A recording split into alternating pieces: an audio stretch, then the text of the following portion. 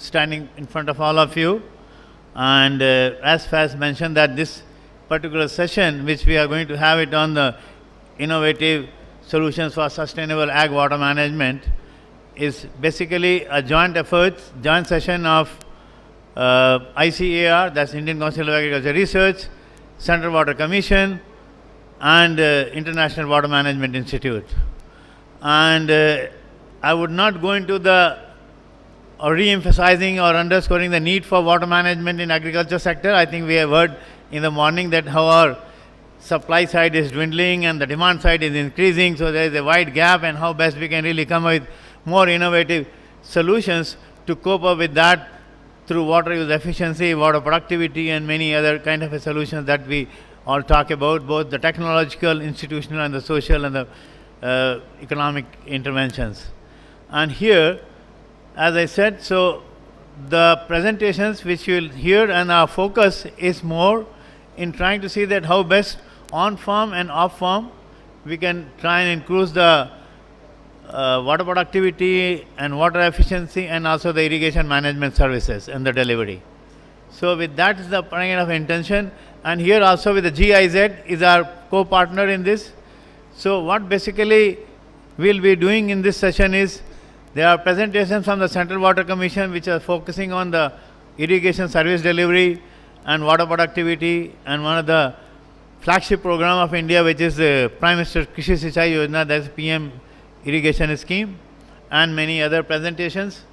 And then something which jointly with Indian Council of Agriculture Research and IWMI we have been working on.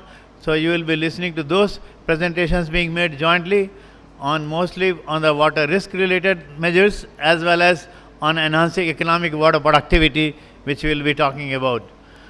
And so then we will be also talking about something, because you know that the way we are facing the risk of the climate change, that how best we can be more adaptive to climate change. So that's one of our colleagues will be talking about that. So I think in total that this is, in this session what you are going to be looking into is a joint efforts of IWMI, ICR, CWC and GIZ. And so before I leave, I'll try and introduce the chair and the co-chair of this session, and I'll request Dr. Mark Smith to please take the chair position. And Mark Smith, as you all know, is a Director General of International Water Management Institute, and he doesn't need much more introduction than that, because in the morning session you all have listened to his excellent presentation which he made just before the lunch. So Mark, I invite you to please take the chair as to chair the session. And next I'll request Dr. Bhaskar, who is the Assistant Director General, Indian Council of Agriculture Research. He is heading agronomy, agroforestry and climate change. And from the ICR side, he is representing, and he is also very much deeply involved with the kind of the work which we are going to be presenting here today from the ICAR and also from the IWMI. So please, I would request you to please take the chair, seat as a co-chair. And I think I will not go into the more details of their CV, because that's why the purpose was to display it right up front in front of you. And so I think with this, and not getting into much of the audio, so I'll hand it over to the able hands of Dr. Mark Smith and Dr. Bhaskar to please take it forward. Thank you very much. Thank you so much, Dr. Sika. You hear me well? I think we have a moment just to give some introductory remarks, the two of us. So just very briefly, I would like to add my thanks to yours, to our co-conveners from the Indian Council of Agricultural Research and the Central Water Commission, as well as our partners at GIZ, for your cooperation and collaboration in putting together today's event. Agriculture is a crucial component of the puzzle of sustainable development, of sustainable water management. Agriculture uses 70% of water globally, 90% in some countries. So shouldn't it take 70% of our focus and our effort in terms of action and investment as we look at sustainable development, as we look at climate change, as we look at how we manage water in the future. But it doesn't, right? It doesn't. My perception is that there is a bit of a disconnect between agriculture and water management relative to the size of the challenge agricultural water use represents and the impacts of agricultural water use. So this session I see as a very welcome and timely opportunity at India Water Week to bring some of that attention, the attention that is needed to these issues, and look at what are the solutions that are emerging for agricultural water management, both in terms of managing supply and use of water in agriculture, but also in managing the impacts of agricultural water on water resources. So I very much look forward to a very interesting session. We have a range of speakers that we'll listen to that you've seen on the screen. And then we'll hopefully have time, as you've said, we'll hopefully have time at the end for a good discussion amongst all of those that are here today. So thank you. Dr. Bhaskar. Thank you, Dr. Smith. Of course, the importance of agriculture water management has been told. And now, in India also now, the demand for water, particularly from agriculture side, is increasing.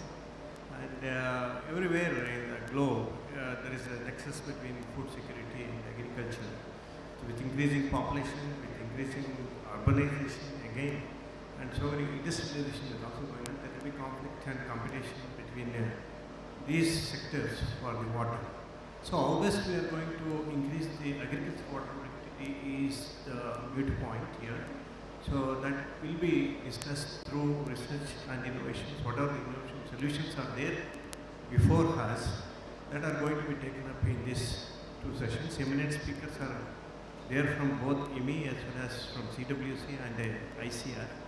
Of course, you have Indian Institute of Water Management located in Bhubaneswar. Since 2 to 3 decades we have been working in water application methods and some of their efficiencies. We are also now looking for the canal water management and its productivity. And of course, Honorable Prime Minister of India is calling for the per drop more crop. That is more important. That one slogan will tell the importance of the water in agriculture. So without wasting much time, so let us get into the session, sir. So there are 5 speakers in the first session. I think I request Chairman to call the names of the speakers. Certainly. So I would like to welcome the first speaker, please, which is Dr. Krishnawani from the Central Water Commission. Please.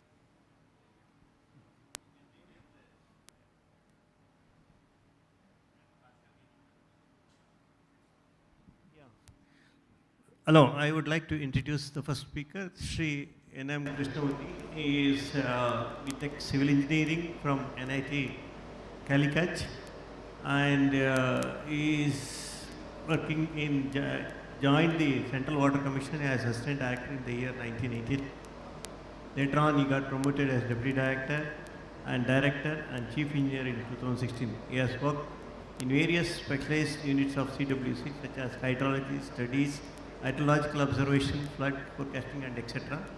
And he is going to present the Pradhan Mantri Krishi Sinchai Yojana. What are its policies and how it's benefiting the farmers across India.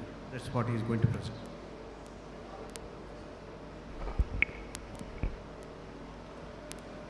Sri Krishnawani, please go PPT. ahead.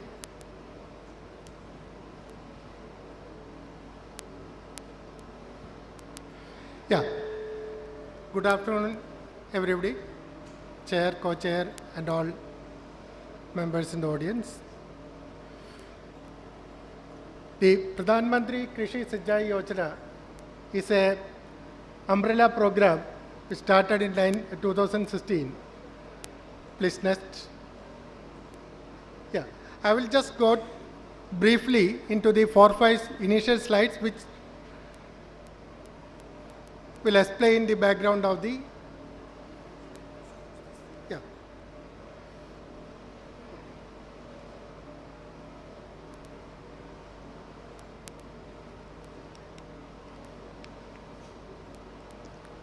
Can you go back? Hey, I want to go back.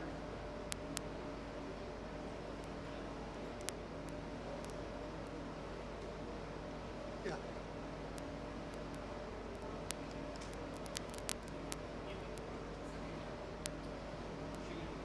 Sure.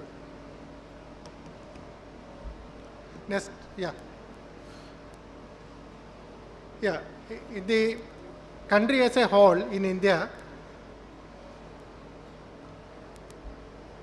as you all will be knowing, we form roughly 18% of the global population, and we have less than 4% of the water availability in the world. So we are highly skewed in terms of availability of water. That is why we need to have storage, but our storage is too less, around 257 BCM nationally. And this, there is huge variation both in temporal and spatial distribution of rain in the development of agriculture. Next, please. Yeah. Added to this is the increasing population. Our population is increasing every year, whereas the water available and the land available both are fixed quantities. So when you are computing the per capita availability of water, we are soon going to reach area where it will be stressed. Water scarcity is normally defined at 1,000 cubic meter per person per year. By 2050, we are most likely going to reach very close to that. Next, please. Yeah, this is the scenario. Out of the total water available, almost 78% of it is being consumed by the agriculture sector. And the demand from the other sectors, please. Okay, other sectors is going on increasing, especially because of the increasing urbanization and the industrial development. So there is an increasing need for reducing the water footprint in the irrigation sector. Next, please. This is the total land area available. Arable land in the country is mostly constant. For last few decades, we are reporting the arable land as almost 140 million hectares. That by itself is a very good quantity. So that way our country is quite lucky. And out of which, and the right side, the irrigation potential created is around 112, and utilized is slightly less because there is always some gap. Next, please. Yeah. To overcome many of this, the accelerated irrigation benefit program has been operation since 1997, but because of the various lessons learned over a period of time, in 2016, it was decided to club 3-4 different schemes, some of them from the other ministries, to have better synergy and better efficiency. So the basic idea was to improve both supply side and demand side issues. The demand side issues are basically managed through command area development and water management, micro irrigation and participatory irrigation management. Both at the central and the state level, these are being handled by different ministries.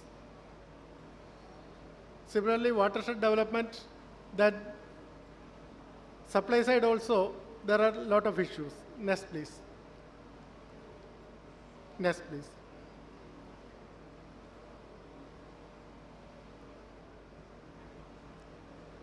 Yeah. The middle column shows the various components of the PMKSY, of which AIBP, including the CAD component, is dealt by the Water Resources Ministry, Jal Shakti. Presently, it is called Ministry of Jal Shakti. Then Ministry of Jal Shakti is also involved in the RRR and minor irrigation, which are part of the what we call as Har Khet Ko Pani, that means HKKP.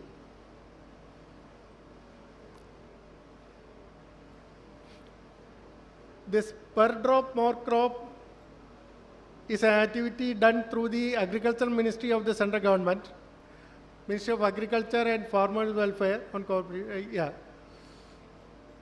and the Ministry of Rural Development is handling the watershed management program. All these programs are included in the umbrella scheme of Pradhan Mantri Krishi Sinjai Yojana. In English, if we say it is Prime Minister's Irrigation Development Scheme. And there are separate guidelines for each of the components.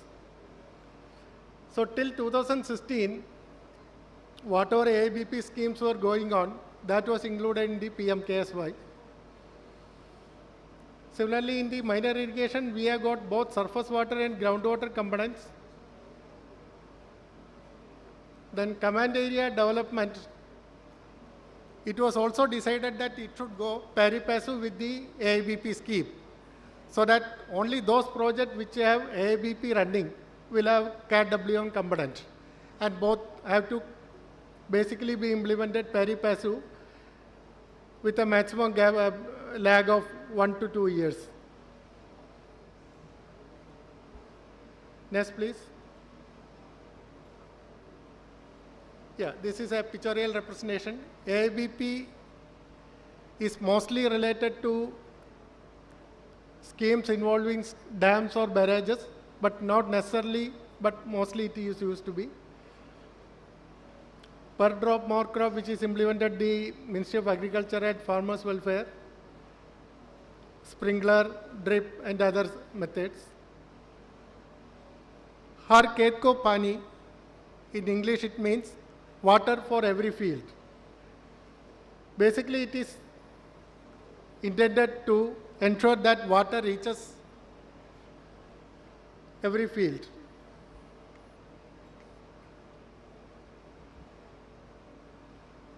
Can you restore?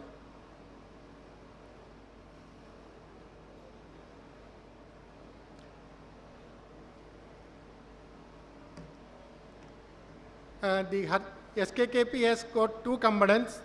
One is the surface minor irrigation and groundwater minor irrigation.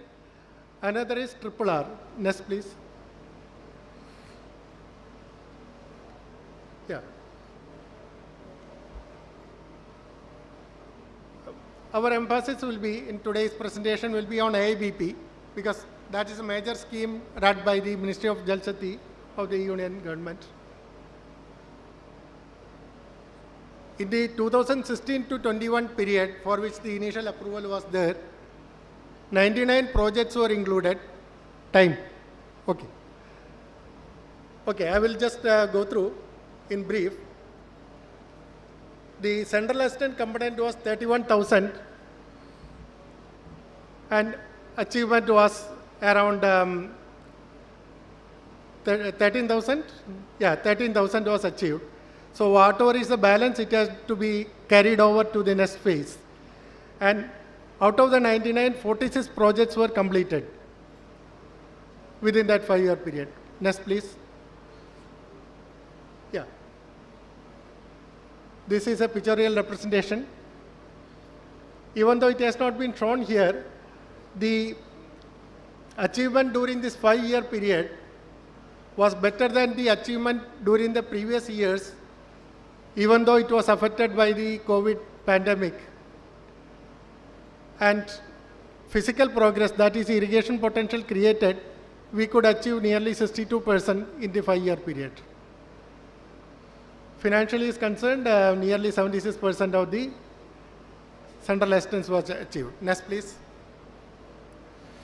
Yeah, whatever projects were remaining, plus some additional projects have been included for the period from 21 to 26. And the total outlay is 93,000 crores, which includes 37,000 crores for central assistance. And presently 5 projects, new projects have been included apart from the 60 ongoing projects which were spillover from the previous plan. Yeah, next please. Yeah, compared to the previous 5 years, the new approval, there have been some major changes in the guidelines. This was inclusion of new project. Previously, there was a criteria that only projects with advanced stage of completion, that means minimum 50% both financial and physical progress, that has been slightly weakened in the sense that certain backward areas, this condition has been completely done away with. Then it has also been done away with for states having net irrigation below national average. Additionally, one more condition we have put, we can declare a project as completed if the state government wants and if it has achieved 90%, yeah, under 1 minute. It has achieved 90% of the progress, because there may be some component which may be later on found to be infeasible. So previously that feasibility was not there. Next, please. Monitoring system, we have got a very strong monitoring system, both by the central government, state government, then independent organizations, and at the end of the scheme by Niti Aayog. This monitoring by Central Water Commission also helped the state governments and other project authorities in tackling some of the issues which are seriously affecting the progress of the project by involving the other departments from the central government as well as state government. Next, please. Yeah, some of the achievements in the last period is, we have included underground pipeline as a major component in many of the projects, because land acquisition has been a significant issue causing delays in the projects. So use of underground pipelines has helped in solving the land acquisition issues. Next, please. I will briefly say it is this NLBC project in Karnataka, NLBC left bank canal, in which large-scale the SCADA system was implemented. Due to shortage of time, next please. Yeah, command area development, again, we have kept a condition that at least 10% area has to be through micro irrigation, and those states which go for up to 25%, there the central share will be increased. Next, please. Yeah, this is from the Ministry of Agriculture, so I will not go through it. Next, please. Yeah. This is an excellent example in Madhya Pradesh state in India. The gap between the IPC and IPU could be brought down significantly through the PMKSY. Next, please. Yeah. The central government involvement has helped many projects which were lagging behind due to various issues, mostly because of insufficient financing. And it has also helped in state government in adopting better technology by mutual discussion as well as from the central government side. Sometimes there may be some new technology being implemented in one state which the other state can see and repeat it. that has been helped by various review meetings of the PMKSY. Thank you. Thank you. Vinny Krishnan, Yeah, thank you, sir. for a nice presentation on PMKSY. It's a broader outlook and what are the components, how it is being implemented, and how it is being monitored for benefit of the farmers in the country. Thank you very much once again. And next presentation is on promoting sustainable groundwater management through Manrega. And it is going to be presented by Rajiv Ahal and Jagdish Purohit, Vaska 2nd, GIZ, India. Rajiv Ahal? Purohit, please pray.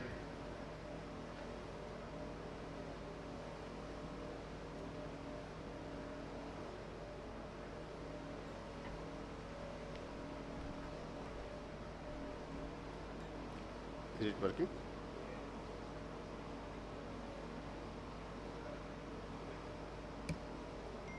Yeah. So, good afternoon, everyone. So, I am representing an Indo-German bilateral project by GIZ, which is supported by German government, and it is being implemented in collaboration with Ministry of Rural Development and Ministry of Jal Shakti.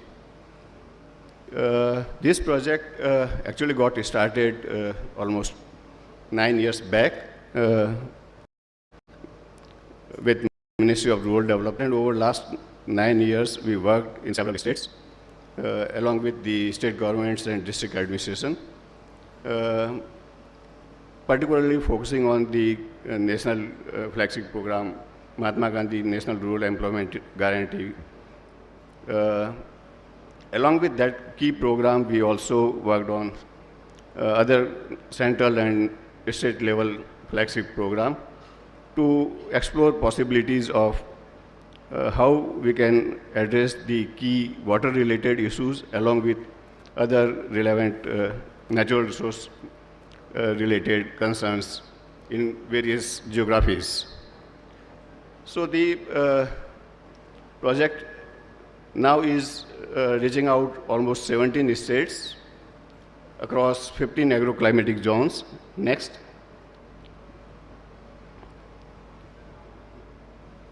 Can you go back? Oh. Yeah. Yeah, so if we look at the current context, so there are serious issues about the emerging challenges about the increasing water supply demand gaps and also the water quality related aspects and competing water demands, particularly focusing in rural areas. And there are several states where these problems are becoming more prominent. Overall, national level, there are several studies which indicate that majority of the states are having water scarcity. This water scarcity ultimately impacting the agriculture sector more significantly because the reliance of agriculture on water sector is so prominent. And in water, the agriculture is mostly dependent on groundwater. So how to tackle the groundwater related challenges becoming more prominent. And so far, if we talk about water sector, then majority of the programs are related to surface water management, whether we talk about the watershed programs or other NRM related programs. These points indicate that the challenge is becoming more serious with the time.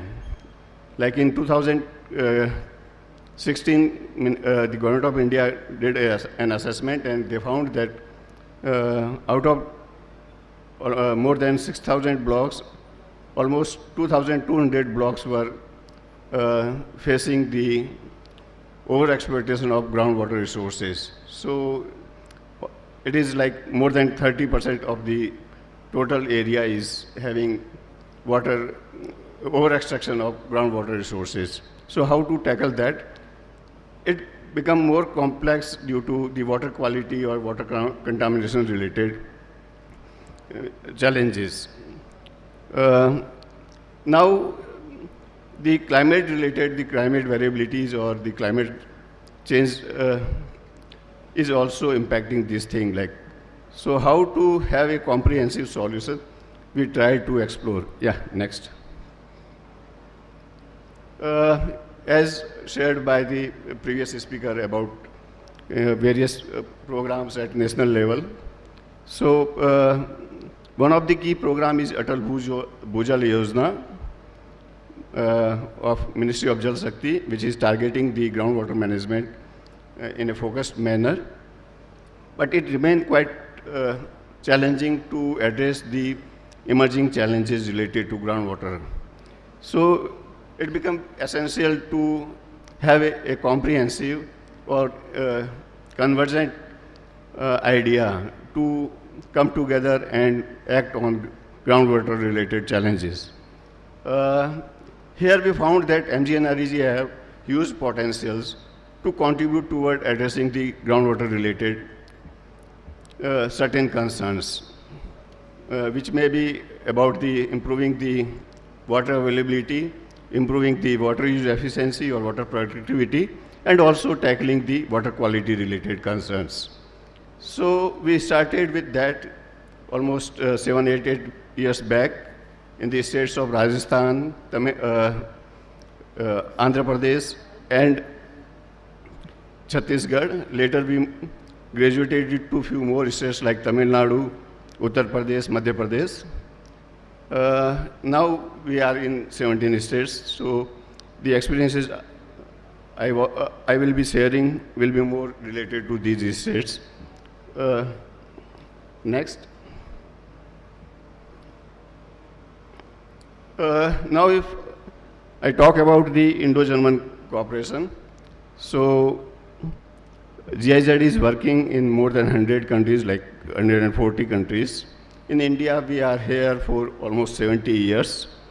And in the last 70 years, we worked with various ministries, state governments, and local level agencies on various fronts. The most recent development is about like few months back, German Chancellor and Indian Prime Minister agreed upon the agenda for coming few years, and it is focused on the green development approaches. Yeah, next. So, as I said, the project currently operational in 17 states, which represent all 15 agroclimatic zones of the country. And the project is targeting two key programs of the partner ministries, MGNREGA of Ministry of Rural Development and Jal Shakti Abhiyan of Ministry of Jal Shakti through a National Water Mission. The idea is to have a convergent approach where these actors come together at implementation level, like at district level or block level, and start from the planning level, like or assessment level, then come out with the joint action plans and work in a cooperative manner in implementation and come out with a proper monitoring mechanism. So we just started this in new states, and it is quite promising. Like, okay. Next. So VASCA project is also keeping in mind the international commitments, whether we talk about the land degradation neutrality target or the environment related target, and also the Dublin statement. Next. So in this, as I shared, like we followed certain processes which are quite a new learning for the developmental programs to integrate and consider in the course of implementation and upscaling or mainstreaming in other geographies. Those learnings are with us. And in this, what we did was like introducing the new scientific ideas or bringing it to the implementation level, whether it is about the application of new geospatial technologies in assessment, planning, or designing or monitoring of the programs, or impact monitoring, or enabling or capacitating the people who are responsible for delivery of the programs. So it proven to be very effective in all cases. Next. So in overall, what we found that the approach we evolved along with our partner or agencies like International Water Management Institute, we gathered the learnings of other geographies and other expert agencies and tried to integrate into the overall approach. So we came out with a new approach called composite water resource management approach, which is going beyond MGNREGA. Like so it is relevant for watershed programs. It is also relevant for PMKSY or NFSM. So all other programs, it is equally important. So in this, yeah, 1 minute. In this, we piloted groundwater management, or how we can leverage the MGNREGA program for groundwater management. So we demonstrated it effectively in the state of Madhya Pradesh and Tamil Nadu. Next. Yeah, so I will not go into details. Yeah, next. So we have produced several knowledge products which are important for the key stakeholders to disseminate and take learning of APASCA in other geographies for mainstreaming these ideas at national level. Yeah, next. Thank you. Thank you very much. Thank you, Dr. Jagdish Purit, for giving some account on sustainable ground management through, particularly you are implementing many of the projects through Manrega, and you are closely working with rural development. Jagdish Purit is a development professional operational since last 20 years. Okay, I could not introduce at the beginning. Just keep. Now, next presentation is going to be made by Aditi Mukherjee. She is from the IWMI, that is International Water Management Institute. She is a principal researcher at the IWMI, and she led the water and air team at the International Center for Integrated Mountain Development, ICMOD, in Nepal. And Aditi was now coordinating lead author of the water chapter in the working group of second, and she has published many papers and all those things. And now she is a human geographer by training, and he is a PhD from Cambridge University, United Kingdom. Now she is going to give us the water adaptation to climate change, how we have to adapt ourselves under the changing climate. So, thank you. You can go ahead, Aditi. Yeah. Thank you very much, and it's an honor and a pleasure to be speaking in this session, and I want to share some of the adaptation related findings from the IPCC. So while this is not directly related to, as you know, these IPCC assessments are global, and even though in this particular adaptation assessment where we assessed over 2,000 papers and quite a large chunk of them were from India, but the findings that I'm going to say are kind of more global in nature, but with implications for India and for that matter overall. So while it's clear, some of the main headline findings from IPCC were that we are already living in a 1.1 degree world.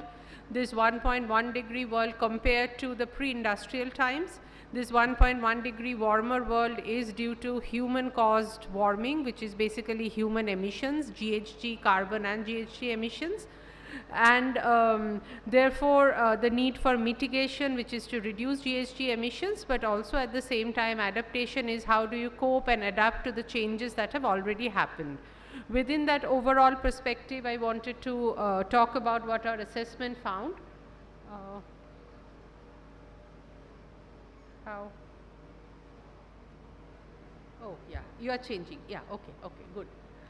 So what do we know about adaptation? Actually, for all that we say that we need to adapt, and I know there is adaptation initiatives going everywhere, but our main assessment, and this is based on the published, because IPCC also has the compulsion that we can only assess what's been published and what's been peer reviewed. So actually pretty little is known about the actual extent of adaptation implementation. We believe that only a small fraction of this broader adaptation is actually published and in a form that can be assessed in these kind of formal synthesis. Whatever is documented, we are also finding that adaptation is largely fragmented, largely ad hoc. They are happening, not in a very planned way. They are mostly spontaneous. Farmers are doing what they can do without a lot of planning. And majority of the adaptation responses are coming from Asia as well as Africa, which is kind of makes sense because these are also the two most climate exposed continents where there's a lot of agriculture, and a lot of the adaptation is actually happening in agriculture. This is something that's I think well known. Adaptation is taking place at the local level, which is fine and which is as it should be. Adaptation should be local, but what is not fine is that a lot of this adaptation is really unplanned and ad hoc, and I think that's where we require more coordinated approaches. And for us and for me personally, what was a matter of major concern, and we are saying this after a 3-year very in-depth work reviewing thousands and thousands of papers, and when the adaptation community comes together and we say that we do not know, the current evidence is not enough to tell us whether adaptation is reducing risk. I think that's a serious knowledge gap that we have. The next slide, please. Of that, what we are finding is that water is pretty central to adaptation. 60% of all adaptation, documented adaptation, I must say. A lot of the adaptation happens but doesn't get documented in the form of papers. So I think that's our limitation. But having said that, water is central to adaptation. 60% of all adaptation is occurring in response to water-related hazards. These hazards are floods, droughts, rainfall variability, and of course heat is also important. You can see, I don't know if you can actually see, but heat related ones comes in the third one. So these circles actually show the strength of evidence, which in our case is number of papers, and the color there shows what is the confidence in those papers, because not all papers are same. So some papers have very causal inference that okay, this was the adaptation, this was the outcome. So that's the color scheme. The bigger the circle means more evidence we have in terms of number of paper, and darker the color is that we are very confident about that evidence. So you will see that majority of the adaptation are happening for droughts and precipitation variability and extremes, followed by heat and floods. And when it comes to these rows, these are the different kind of adaptation. I think this is all of us know, and I know we have scientists here who have led and worked in NICRA and other such coordinated efforts by the government of India. So some of these adaptation practices are improved cultivars and agronomic practices. We have changes in cropping pattern and crop systems. Then we have the third important one are on-farm irrigation, water management, followed by soil and water moisture. So this slide is making 2 points. First is adaptation is happening because of water-related hazard, and also many of the adaptation interventions use water. Example, on-farm irrigation. So when you have drought or any of those rainfall variability issues, then you try to do better on-farm water management. So, so basically adaptation is happening because water is causing a problem, which is hazard, but adaptation, like water, is also the solution. So farmers are using better water management or irrigation. So water that way is a part of the problem as well as a part of the solution. Next slide, please. We are also finding, and this is again not a surprise, adaptation is happening in every sector and particularly in agriculture, as obviously agriculture is the largest consumptive user of water. Here we have done the same classification, but this time by sector. So we have the same like kind of, you know, the adaptation practices, and then we have kind of coded them in which sector they are happening, and you can see that majority of these are happening in the agriculture sector. The next one, please. So basically water and agriculture are extremely important when it comes to adaptation. So this is a same diagram, but this time shown pictorially on a map. So we are finding the documented cases of adaptation is happening in all regions, and more so in Africa and Asia, where there is high dependence on climate exposed livelihoods like agriculture. And the size of the circle here actually shows the number of case studies on adaptation that we could assess, and you can see that the green bits are about agriculture. So when it comes to Asia, Africa and Latin America, those are also the places where CGIAR works. We are finding that agriculture is where all of that adaptation is taking place. But when you look at somewhere like Europe, then lot of the adaptation is in the urban and the peri-urban sector. It kind of, all of this kind of makes pretty intuitive sense. I mean, lot of the adaptation we are seeing from the global north are really about urban floods. Urban floods kind of are one of the top adaptation measures that, like, you know, how do you adapt to urban floods? The next slide, please. Here we are finding again the point that I had mentioned earlier. Most adaptation is autonomous and by individuals and households. Civil society and governments are also important players. They're important players either by funding those adaptation, they're either by planning some of those adaptation. However, profit-making private sector is not so much, and I say this because we often kind of say that, okay, there should be more, you know, private sector should invest in adaptation, which is an admirable thought, but we have to pause and think that what do we think the private sector would have in these kind of investments, which may not always have, you know, very quick and apparent returns. But then, as I said, less role of private sector in adaptation could also be a result of the kind of documents that we are allowed to assess in IPCC, which, as I said, peer-reviewed published literature. Maybe private sector is doing adaptation, but overall my hunch is not so much. Adaptation is still done by individuals and households. Yeah. Next slide, please. Then we are finding that most adaptation have many benefits but may not always reduce risk. So I think a good example of that is early warning system. I think that's a adaptation measure with lot of benefits. For most importantly, saves lives. But then it does not necessarily reduce the risk. Properties still get destroyed, and then people who come back in those areas still have their livelihoods destroyed. So how do we actually measure effectiveness of adaptation is something, one of those things I think the scientific community needs to come together and come to an agreement about how do we say that an adaptation has reduced risk, because that's where I think there's a lot of uncertainty. Next slide, please. We also looked at the future effectiveness of adaptation, and our Director General Mark Smith also mentioned it briefly in his keynote address this morning.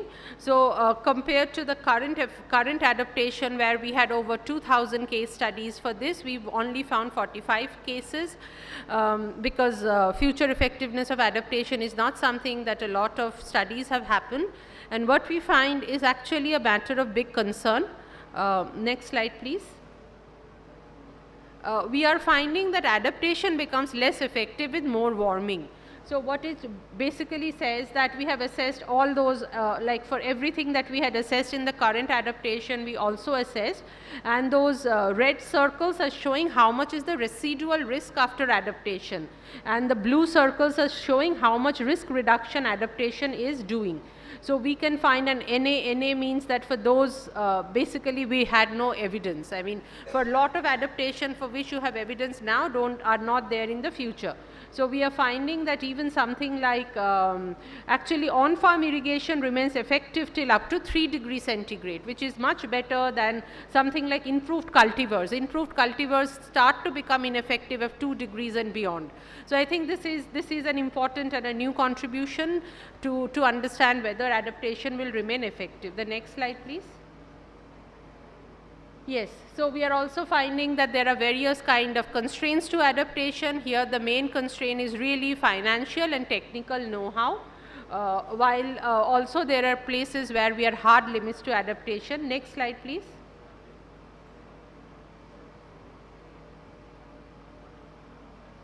And we are finding that there are certain locations where limits to adaptation are being reached. Mountains are a very good example.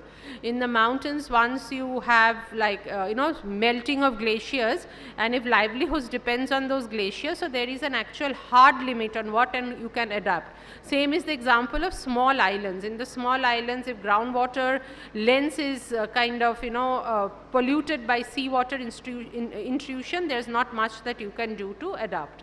So, and I think that would be the last, no, there would, just next slide please. And finally, adaptation alone will not. So, couple of things, we do not know how effective adaptation is. We need to understand that better. We know that adaptation will become less effective at higher levels of global warming. And we know that whatever we are doing currently, losses and damages are still happening. And this loss and damage will be a big agenda for the COP discussions that will start in next week.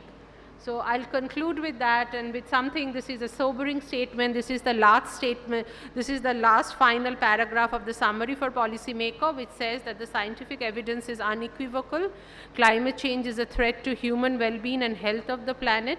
Any further delay in concerted global action will miss the brief, rapidly closing window to secure a livable future.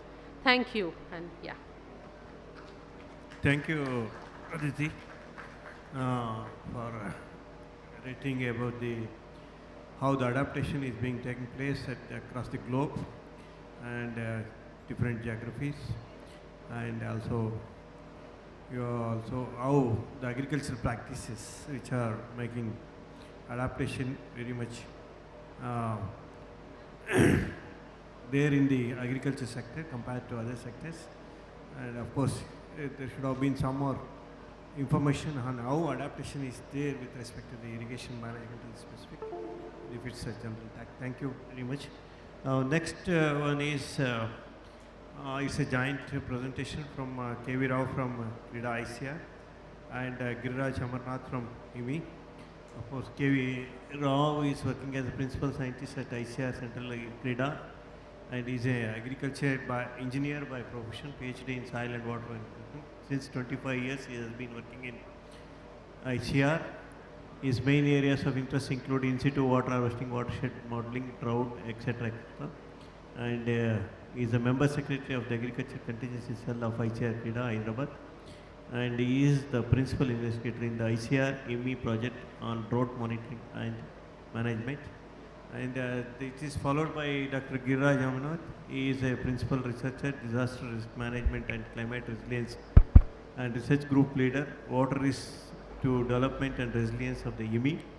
His role focuses on climate risk assessment, monitoring and early warning tools using Earth observation data and modeling tools, and the development of disaster risk insurance solutions.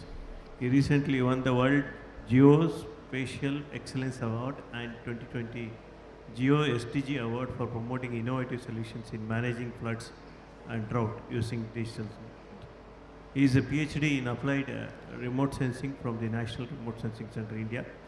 And I think Giriraj Amarnath is going to start the presentation. Yeah. Followed by the Rao. So thanks. So again, I will take an overlap slide with Dr. K.V. Rao on the drought topic specifically.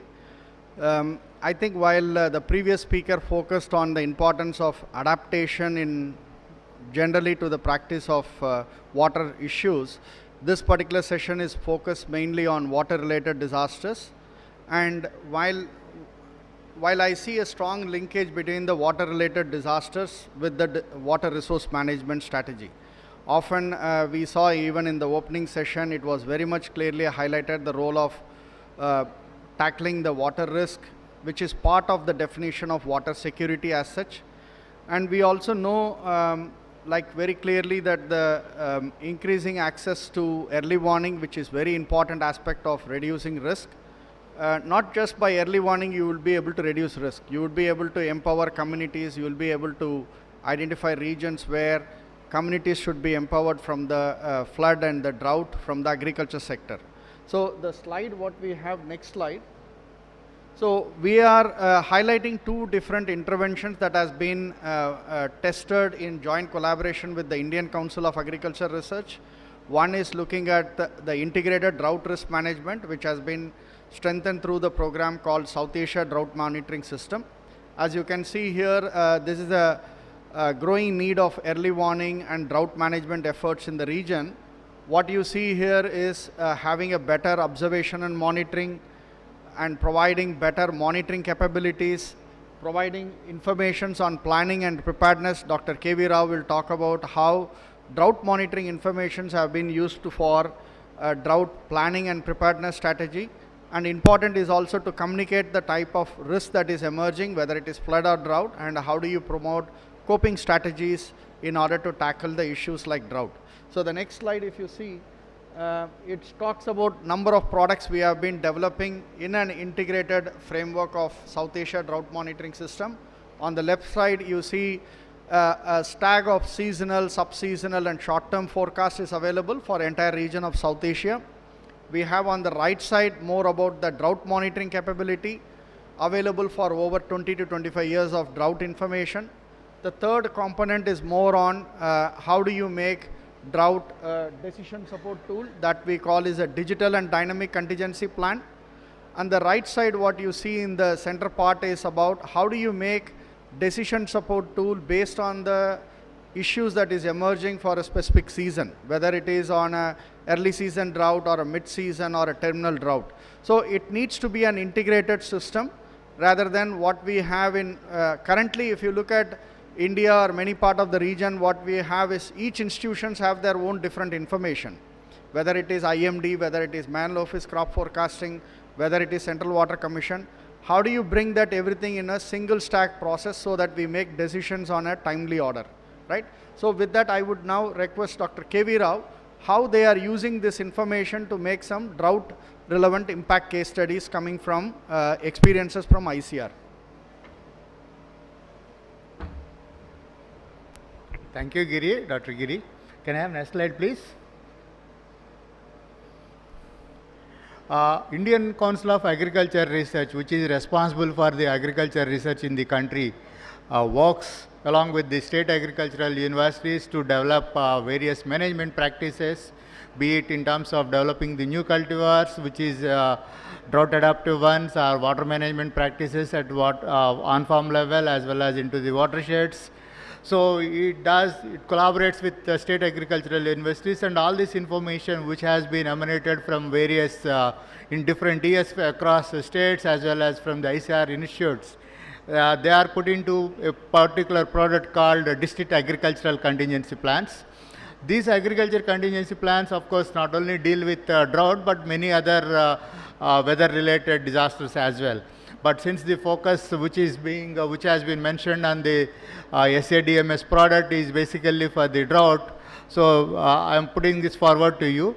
And drought normally we consider only for the rain-fed areas, but we say that drought is also important in the irrigated areas.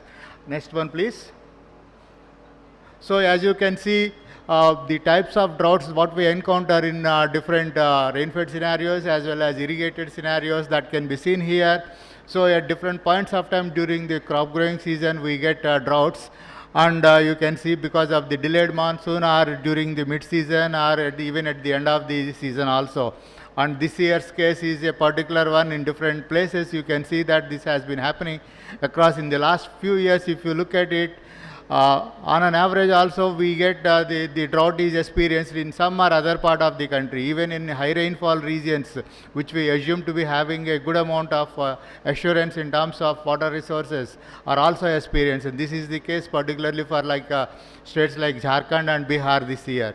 And in the irrigated scenarios also, when we look at it, which are dependent on the rainfall as a major source, here also we encounter many of the times irrigated, the droughts in the irrigated areas, particularly in the canal systems. Also, what we see, especially in the south as well as in the western part, we experience this sort of a drought-like scenarios that can happen because of various either in the canal systems or groundwater systems or tank-based systems. Next one. So having documented all this information into the contingency plans, what we do is we look at in terms of management of drought in a real time. So it starts with the before the commencement of the season, using the seasonal forecast itself, identifying the areas where it is going to come in terms of where the deficiency of rainfall could happen. So we identify them, and we work with the state governments to give advisories in terms of before the season itself to develop a plans in real time so that that can be implemented. And that is the first step. And during the season also we have the continuously monitored in terms of various parameters. All of them have been captured into the SADMS tools. And beyond the season also, beyond the main rainy season also we look at, because beyond the main rainy season, groundwater is one of the important factor even for the Rabi season. And any deficiency in rainfall in the season, Kharif season, would affect the sowings or growing of various cropping systems in different states, especially like Madhya Pradesh, etc., where the residual moisture or groundwater is utilized. So based upon the variability in the rainfall, we quantify in terms of what could be the prospects that can happen during the season, and accordingly the crop choices, etc., would be identified, and need-based water management interventions are also suggested. So in a way, if you look at this, so the whole in terms of ICR along with the state agriculture departments work in terms of trying to look at managing the droughts when it happens, starting from the before the commencement of the main season to the Rabi season.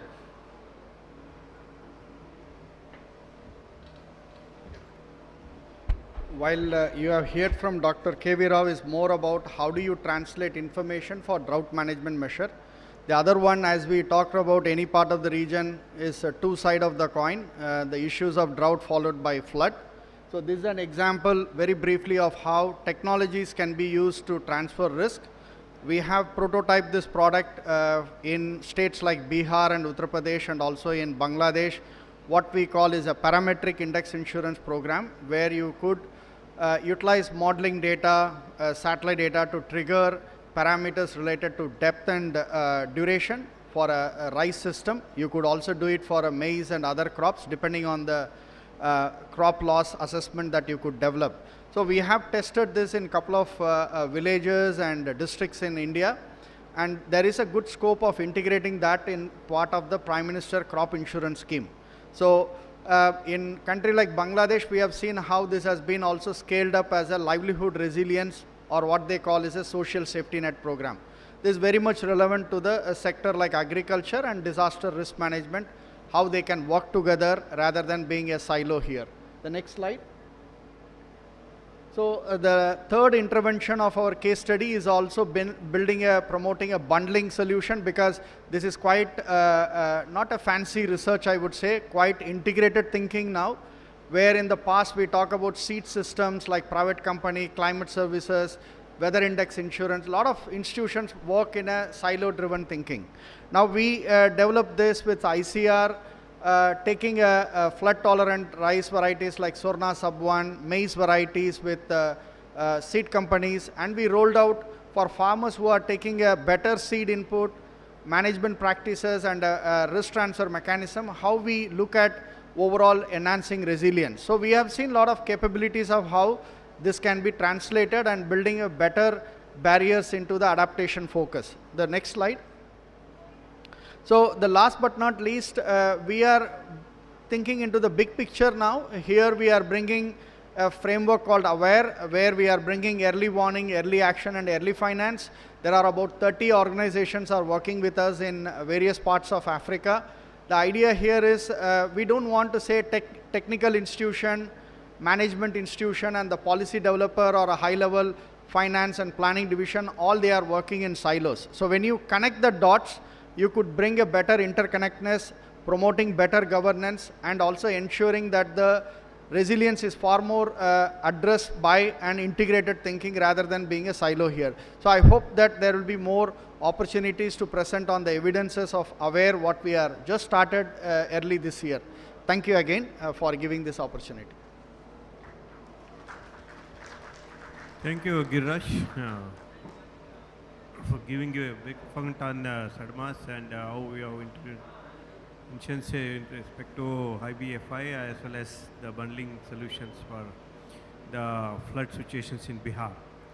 And you are also integrating the contingency plans into SADMAS. That's a very good point. And we'll go to the next presentation.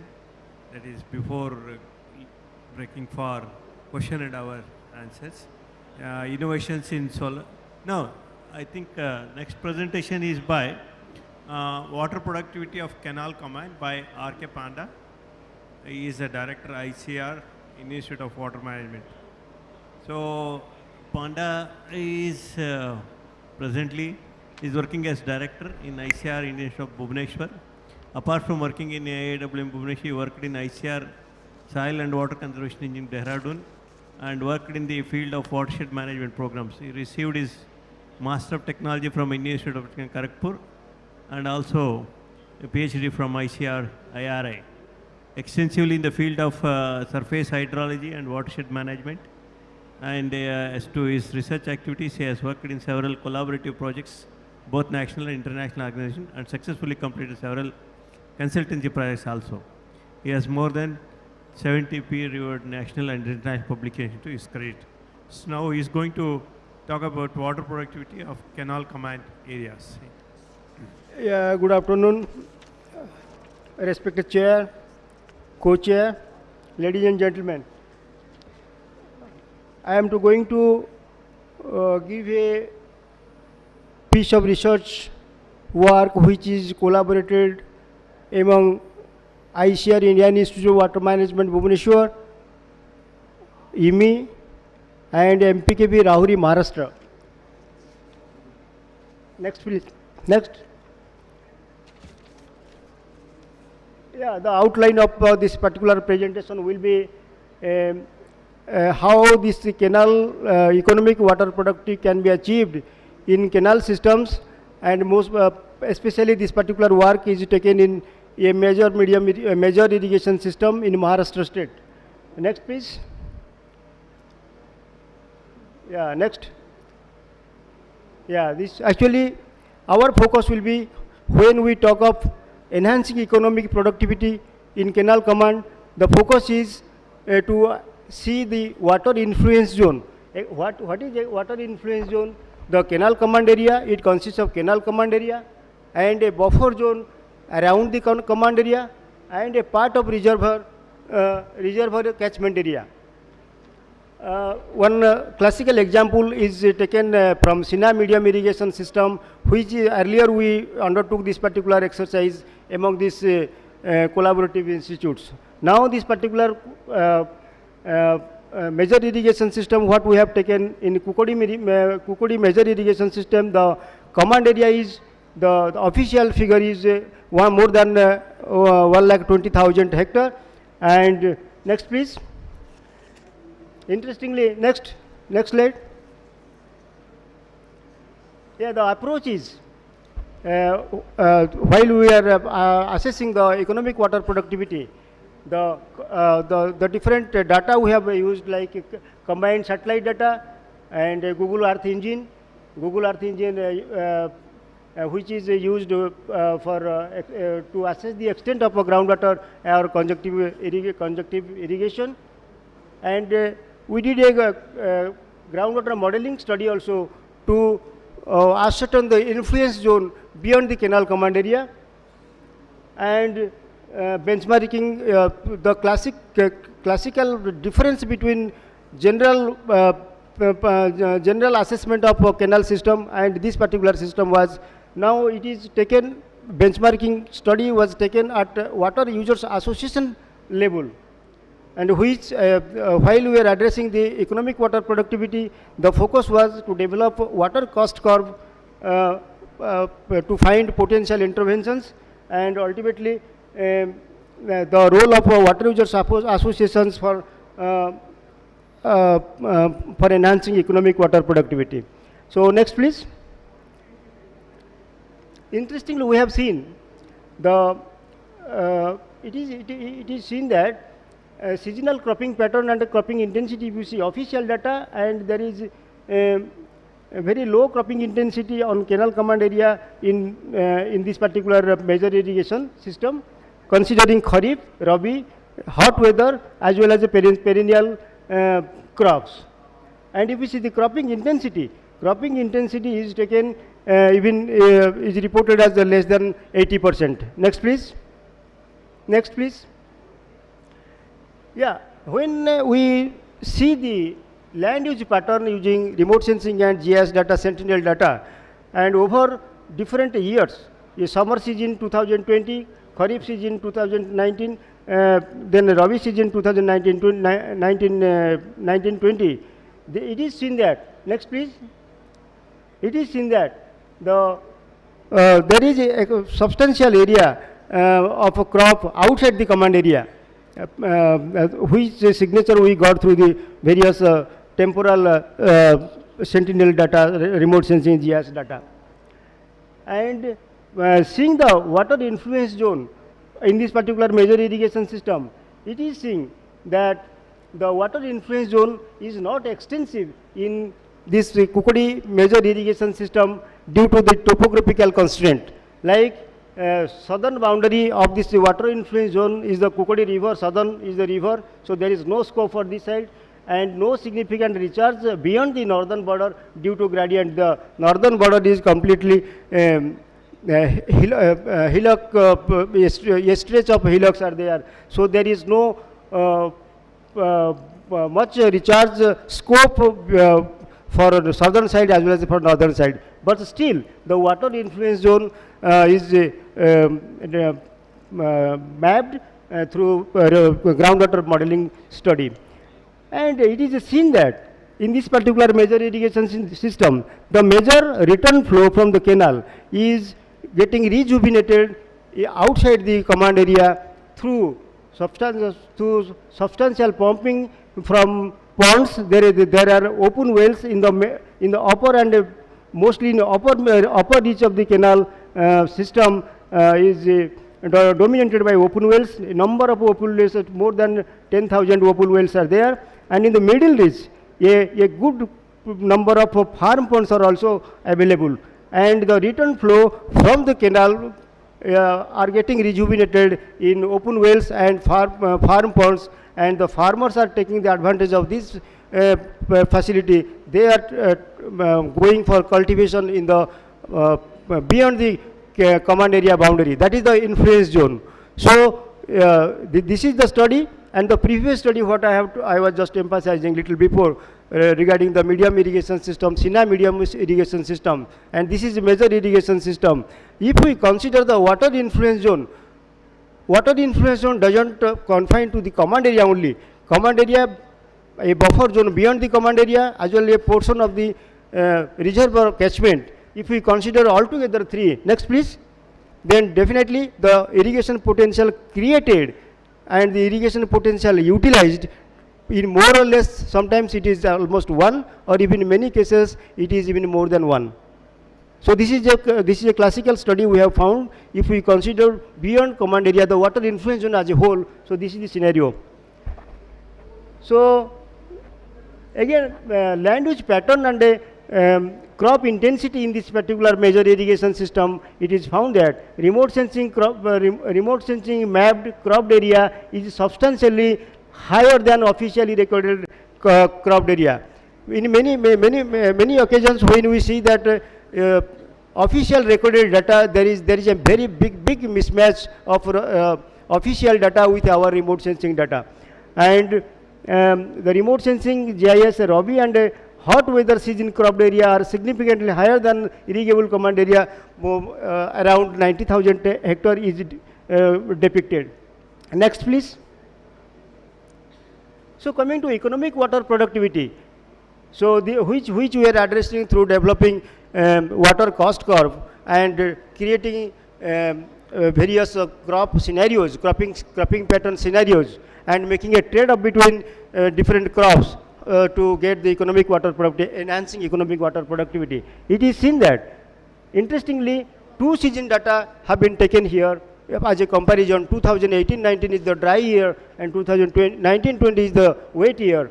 Irrigation conjunctive water use is significantly higher than total water supply. What may be the reason? Reason may be deficit irrigation may be adopted, or supply augmentation from uncontrolled sources. I want to make a mention here that this particular major irrigation system which we have taken here, so it has been bounded by several water bodies in the eastern side, in the western side, in the southern side, so that there is a lot of, there might be, certainly there are a lot of influence of waters which are not accounted for. So that might be the reason why irrigation conjunctive water use is getting significantly higher than the total water supply, which is, so this is a question mark. We are now investigating, searching what might be the reason. So similarly, water use efficiency is significantly higher. Water use efficiency in a dry year is twice that of the wet year. Maybe the region is same, maybe deficit irrigation is adapted, or water supply from other sources. So these two things we are now investigating in the project side and pinpointing what might be the region. Next, please. This project is particular. This research work is going on. Next, please. Yeah, then again, just I was emphasizing that, okay, I was emphasizing that we are now addressing economic water productivity in water users association level. So while we are studying the performance of water users associations, we found that, next please. Then benchmarking with the water users association, this is a graph showing economic water productivity versus land productivity. Substantial scope for land as well as economic productivity is there for each season, be it Kharif, be it Rabi, hot season, or perennial crops, or altogether crop as a whole. Benchmarking varies from season to season. Substantial differences are found for both economic water productivity and land productivity, and substantial scope for increasing both land productivity and economic productivity by moving a part of the area to higher value crops. So this particular work still is going on. Now we are developing a water cost curve, and we will be making different trade-offs between various cropping patterns, and we will pinpoint, we will come out what are the possible cropping patterns after trading off through development of the water cost curve, so that we can address, we can say that this way, this is the region, this is the basis how we can enhance economic water productivity. Next, please. So this is the last slide. While summing up, so through this particular research piece, we are concluding like this: the substantial difference of cropped area estimates between remote sensing GIS and official data. There is a mismatch. Extensive groundwater use and pumping from ponds within the command area in the middle reach as well as in the upper reach. Lot of open wells are there, so extensive groundwater use is there. Substantial use that I have already told. Groundwater return flows are not extensive outside the command, through which we found out through our groundwater modeling study. Irrigation. Then potential for increase, there is a lot of scope for increasing economic water productivity if we introduce high value crops and use better performing water user associations as benchmark. To give a benchmark for other water users associations, the best water users associations who are performing better, they should be followed. That's it.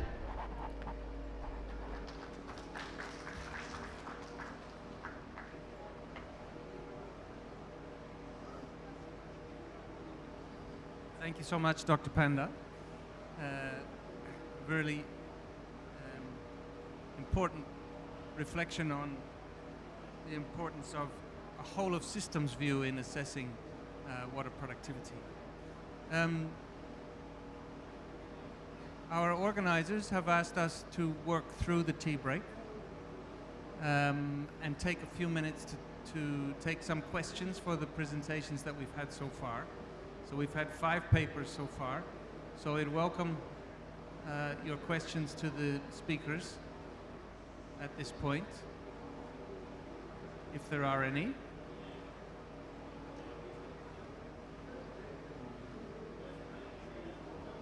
Do we have any questions? Apparently there was a request for questions, so presumably there are some. There we go.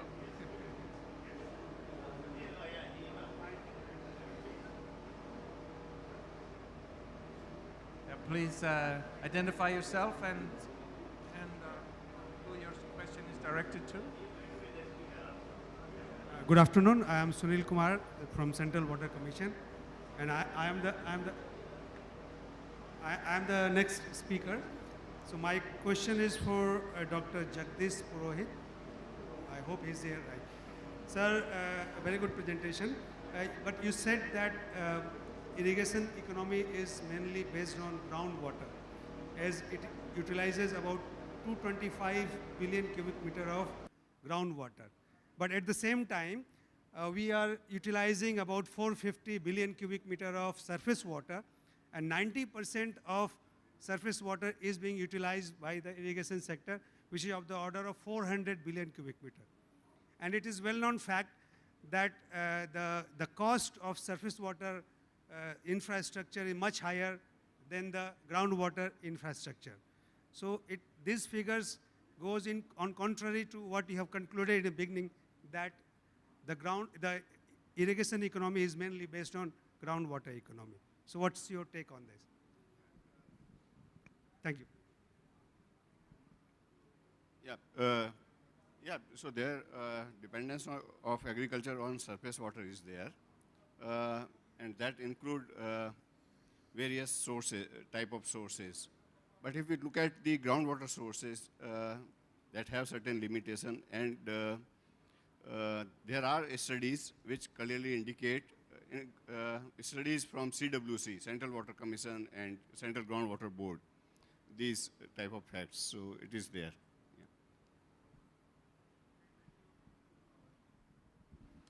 Yeah. Any additional questions? I have one over here. Hi, this is Dr. Sangeeta Ladha from Riverless Irrigation. I'm into macro irrigation sector. My question is for Professor Amaranth. Is he here? Mr. Amaranth. Giri Rai.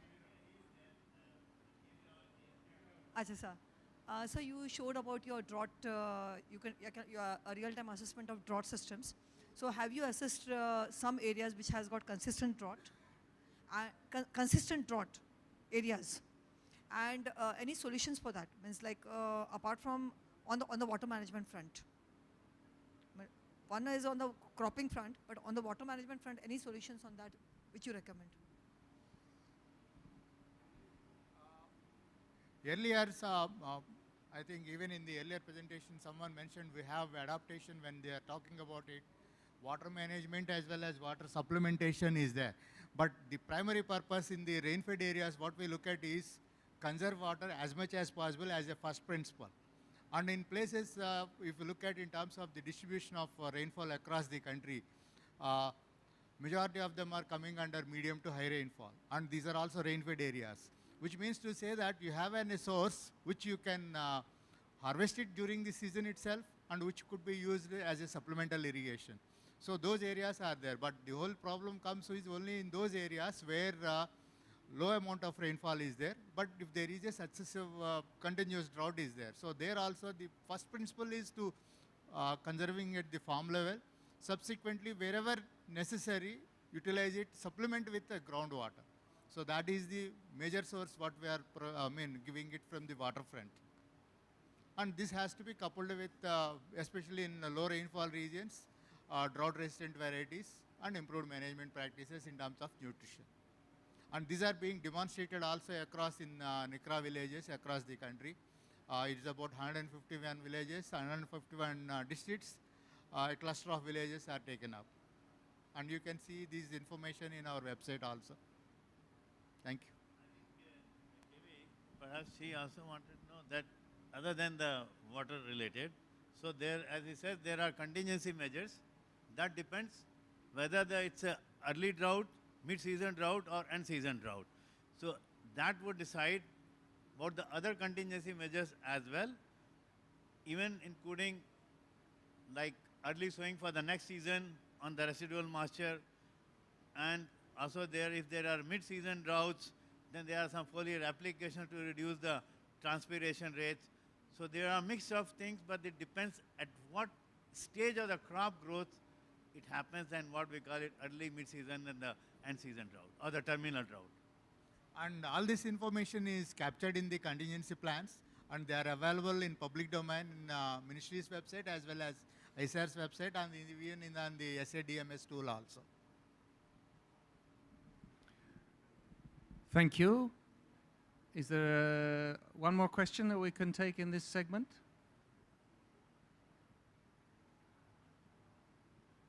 Last call.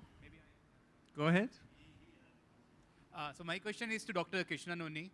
Initially, I think you presented a lot about PM-KSY scheme. So what do you think, like some states are doing much better when it comes to upscaling drip irrigation, micro irrigation, where some states are lacking behind? From you working within the government ministry, what do you think are the reasons and what government is doing to basically make this uniform?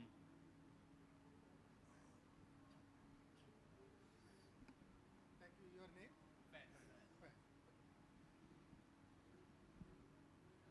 Hello. In the presentation, I have not mentioned that any particular state has made substantial progress or anything. I only gave an example of the Narayanpur left bank main canal of Karnataka as an example. I did not mean that Karnataka or any other state is doing better than others. If at all it is there, even though it was not part of the presentation, it's a new technology, and the price of water, intrinsic value of water is different in different states. States having more drought-prone area, they will give higher value to the water. So they will definitely put more investment in micro-irrigation, because then they can, with the available quantity of water, they can cover more area. So definitely North Karnataka is having large percentage of DPAP area. Similarly, parts of Maharashtra is also having. So that may be a reason, but I have not gone into that. Thank you. Wonderful. Okay, let's move on now to the next segment. Right.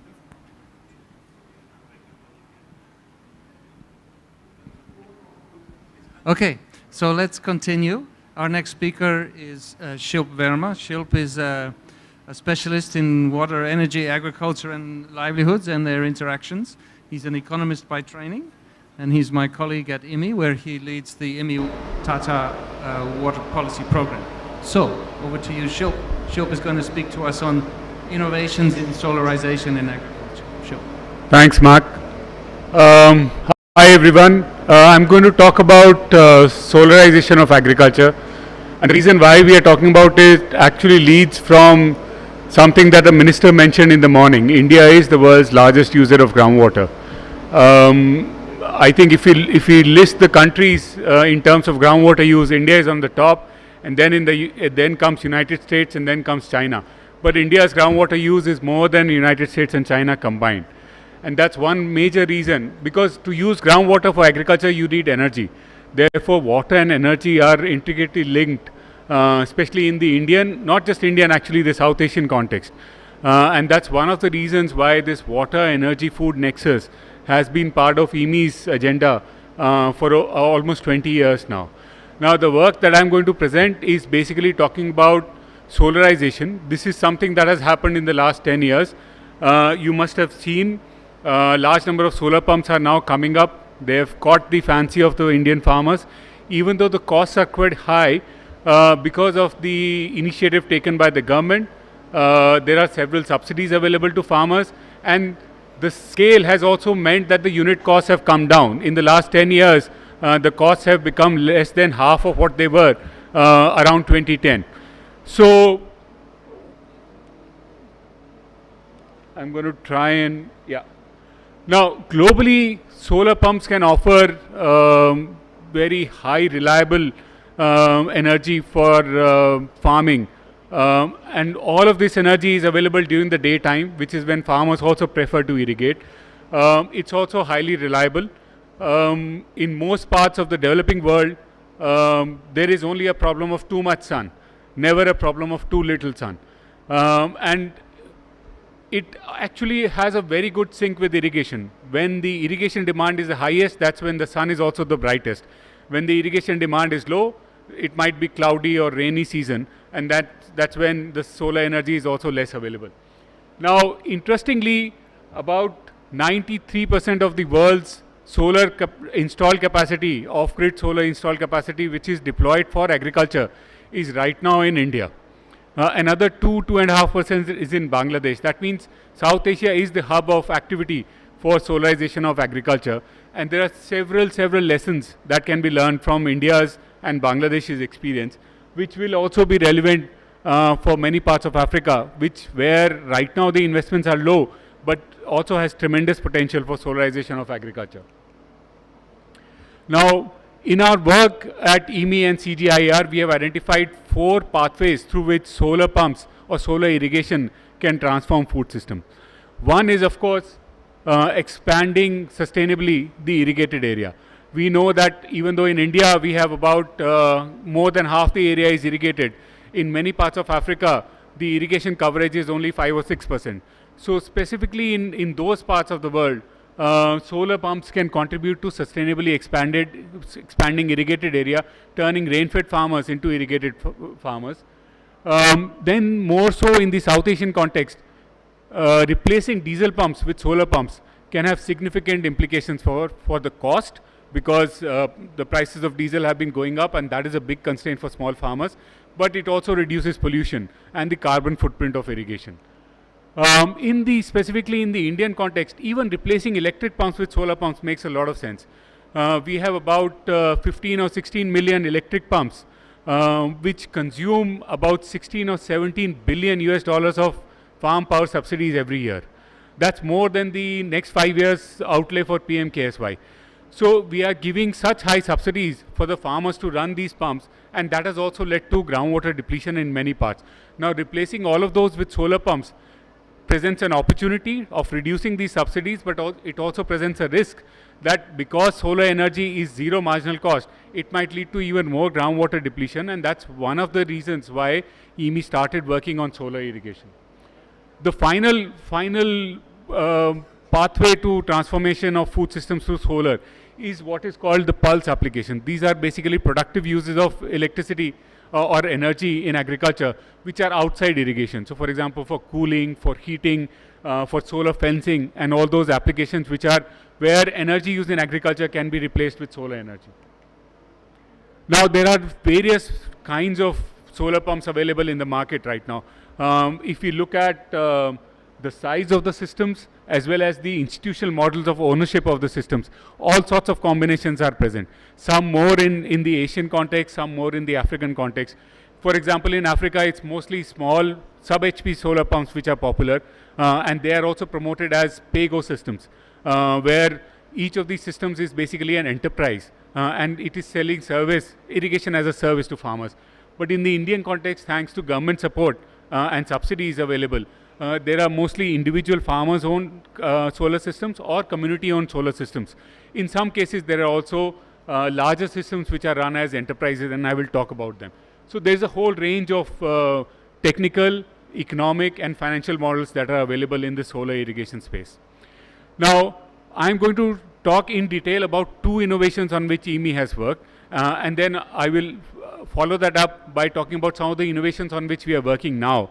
That will give you an idea of how our solar work is evolving. Now, I just mentioned that one probable danger with solar pumps is that because they offer something like free power, because once you install the solar panels, there is no running cost. There is only a very small cost of maintaining the systems. Because they offer zero marginal cost energy, they can lead to even more pumping of groundwater. Probably even they can encourage inefficient use of water. So how do we come up with solar business models that do not do that? For that, what we came up with was a model called Spark, or solar power as a remunerative crop. The basic argument here was that just as farmers use the sun's energy to grow crops, they can also use the sun's energy to grow solar energy as a crop. So we gave a few farmers solar pumps, but these were not like the solar pumps that the government is giving away. These were grid connected solar pumps. So the farmers have the option of using whatever energy they need for their own use, for irrigation and for other applications in agriculture. But the rest of the energy that they are not using, they can evacuate to the grid and earn money out of it, just as solar plants evacuate power to the grid and make money out of it. So this basically reduces the carbon footprint of irrigation. That will happen in any solarization, but it also reduces the farm power subsidies that create perverse incentives for overpumping. It also leads to creating incentives for efficient use of energy and therefore efficient use of water. It ensures 100% capacity utilization. In off-grid systems, when the pump is not working, all the energy that the panels are generating is actually going waste. But in grid-connected systems, you are using 100% of the energy that is generated. And because it offers an additional source of income to farmers, and this income is counter-climatic. If for some reason the farmer is not able to take crop because of a drought or a flood, they can still earn some income by selling all the energy and making money from the solar. So here we find that this is a model which basically facilitates using solarization of agriculture as also an instrument of groundwater governance. In the morning, the minister also talked about the need for better, improved groundwater governance in India through programs like the Atal Bhujal Yojana. And we feel that Spark can be a significant component of such a groundwater governance initiative, especially in the western and peninsular parts of India, which are facing severe groundwater depletion. Now, there's already been significant scaling of this small experiment that IWMI did. We started with experimenting this model as a proof of concept with one farmer in a village called Thamna in Gujarat. From there, we worked with the government to do a pilot at a village level in a village called Dhundi, where we also organized these farmers into the world's first solar irrigation cooperative. Now that actually created a lot of positive attention in the media, and several policymakers also came and visited this village, and that inspired the government of Gujarat to announce a scheme called SKY, or Surya Shakti Kisan Yojana. Now that has now become also a part of PM Kusum, which is the government of India's ambitious solarization program. And even outside India, in Nepal, in Bangladesh and in Pakistan, there are now experiments of grid-connected solar pumps, partly thanks to the SDC-supported project of IWMI called Solar. Now the other experiment I want to talk about is in a very different context. It's in North Bihar, where the main challenge is not water scarcity. There is actually abundant groundwater available. The main challenge is land fragmentation, because land holdings are small and land is fragmented. So it's not economically viable for each individual farmer to own a solar pump on each of their parcels. So there we've come up with a solar irrigation service provider model. We've given farmers slightly larger solar pumps than what the government was giving. Government is mostly giving 1, 2 or 3 kilowatt systems. We gave the farmers 5 kilowatt systems, but also combined them with a network of buried pipes. Now, through these pipes, these systems can reach 80 to 100 farmers, and they basically become solar irrigation entrepreneurs. What we found is that this has led to significant expansion of irrigated area in these villages. Most of the diesel pumps have been crowded out. The farmers don't use diesel pumps anymore because all of them have access to solar energy or solar energized irrigation. The cost of irrigation has come down significantly. The effective cost is less than 40% of what it was with diesel, and that has led to significant improvement in the cropping intensity, irrigation intensity, and the overall value of output of that village. We've scaled from 5 entrepreneurs where we started from to about 22 entrepreneurs as of date, but we hope that the state government will also adopt this as part of their solarization program. Scaling of this is actually also happening in Bangladesh. Bangladesh solar program is also primarily entrepreneur-led, and we are working with the government of Bangladesh to help draw lessons from Bangladesh for India and from Eastern India to Bangladesh. It will also create green jobs and green enterprises, which we also feel that this is a model which also has tremendous learning opportunity between Asia and Africa, because there Africa is also mostly off-grid context. Now, some of the other innovations on which IWMI has been working on, we have worked with the Indian Council of Agriculture Research to develop the solar irrigation pump sizing tool, which has been adopted by PM Kusum and MNRE for their program. We've also worked on trying to find ways of fitting solar business models to different contexts by looking at the relative strengths and weaknesses of electricity utilities or DISCOMs. We have also started some work on agri-PV and Gujarat's experiment on canal top solar. So some of these are hopefully innovations that we will continue to work on. There are some experiments that we plan to do in Jharkhand as well as in Bihar, where we'll keep working on evolving new business models. Hopefully we can feed into MNRE's Kusum program in the future. Thank you. These are the key messages I want to leave you with. Solar pumps will transform food systems in Asia and Africa. And they are just more than just clean pumping solutions. They can enable a shift to sustainable agriculture through solarization. There is a need to do more innovation and experimentation still. I think the world is looking to India to lead the way because of the investments that the government has made. This is also evident from the investments that government is making in the International Solar Alliance. We are working with the ISA to make sure that the lessons from the South Asian context also get transferred to other parts of the world. Thank you. Thank you, Shil. Excellent insights there into the enterprise innovation opportunities that innovation of solarization opens and the prospects that that creates for food systems transformation. Very interesting. Okay, so we'll move along to our next speakers now. Dr. George Gyamba, sorry, my eyes are failing me. George Gyamba has a paper alongside Dr. Saurabh, who's going to be presenting, who is Deputy Director of the Central Water Commission, and is going to be presenting on a critical topic of performance evaluation and therefore performance improvement in irrigation projects. Please, Dr. Saurabh.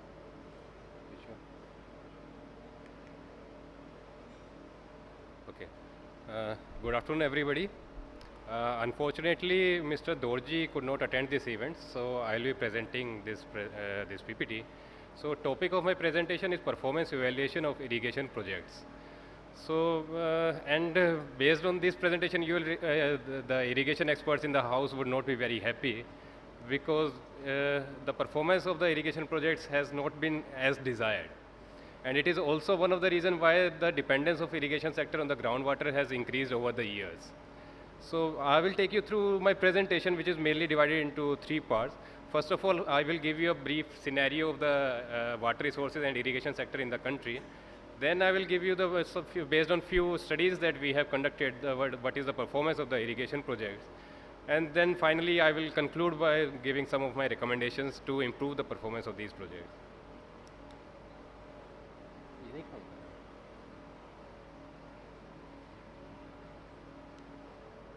Okay. So currently, as you can see in the water sector, Indian water sector, our currently the utilizable water resources that we have is only 1126 billion cubic meters. So our utilization at the moment is currently within these limits. So we are safe for the moment. But when we look at the future demands, it is expected that by 2050 we are going to outshoot our availability of water resources. By 2050, it is expected our demand would grow to 1180 BCM owing to the population increase, growing urbanization, and various other issues. And out of that 1180 BCM, you can see almost 70% is the expected irrigation sector demand. So huge chunk of this, utilization is going to be in the irrigation sector. It is also due to the reason that because our crop water demand by 2050 is going to be almost 1.5 times of the current food crops demand. So it makes the sense that it is utmost importance for these irrigation projects to perform at their highest level so they can deliver the benefits that were envisaged during their planning stage. But however, there are few challenges that we have observed in our irrigation sector in these at the moment. Our ultimate irrigation potential in the country is almost 140 million hectare. Out of it, we have already harnessed 112 million hectare. But currently, our realization of this irrigation potential is only 98 million hectare. So there is a significant gap of 15% in the irrigation potential created and being utilized. Further, there is an issue of low water use efficiency of irrigation projects. So this I will continue in my subsequent slides. Then the low values of productivity, and by productivity I mean the land productivity and as well as the water productivity. When I give the example of paddy, you can see the average delta that India is using for growing paddy is almost 980 mm. However, FAO suggests an average value of around 450 to 700 mm. And when we talk in terms of the land productivity, our average land productivity is only 2.7 metric ton per hectare, whereas the world average is somewhere around 4.7 metric ton per hectare. So we have got a significant scope of improving our productivity and making the more effective use of the water resources that we have at our hand.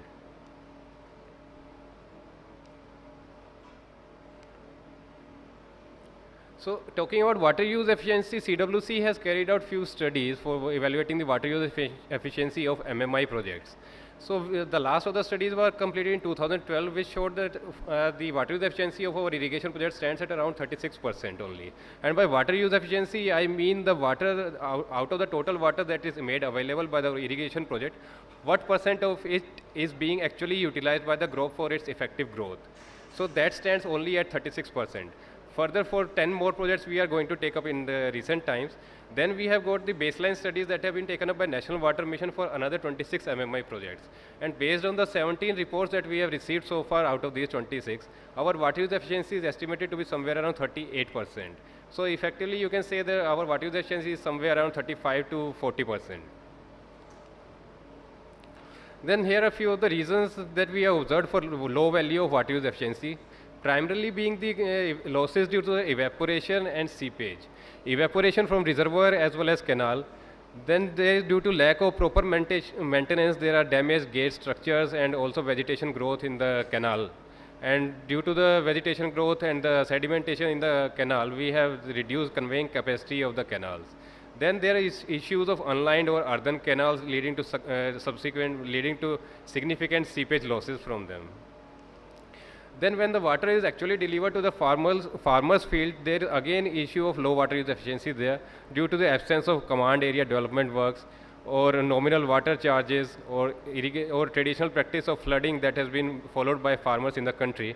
And then deviation in cropping pattern leading very low or limited water for the tail end farmers. Then poor maintenance of field channels and other facilities, and lack of farmer education and awareness for using the more water efficient techniques for irrigation purposes. And also these findings have been corroborated by another performance evaluation studies that has been conducted by CWC.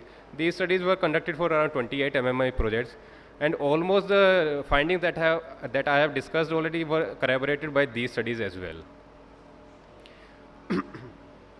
Then apart from these studies, there were few studies that have been taken up in collaboration with under India-EU water partnership. These studies were carried out through remote sensing techniques. So under this EU experts carried out the study and evaluated the projects on the basis of the 4 indicators that I have mentioned here. First is the percentage command area irrigated, then there is the uniformity, then adequacy and reliability. Based on these indicators, it was assessed that the projects that these were assessed only for 3 recently commissioned irrigation projects in the country, and it was recommended and it was assessed that the percentage irrigated cropped area that is there in these projects is somewhere more than 100%. So we are good on that side. But when we come to the uniformity part, you can see that when our desired value was less than 10%. For all the 3 projects, it was more than 10%, leading to the fact that the water that is available for the project is not uniformly distributed throughout the command area. Maybe because the head reaches of the head reaches farmer using more water, there is less water available for the tail end farmer. Then when we come to the adequacy part, adequacy means that the water, there is a seasonal requirement of the crop, whether it is being actually met from the project. So we can see that on this adequacy part, for these 3 projects, it showed the results were okay and these projects performed fine. Maybe because these were recently commissioned projects, so there was no issue of the adequate water being available to the crop. Then, however, the water that was available wasn't available at the time when it was needed. And this was shown by the indicator reliability.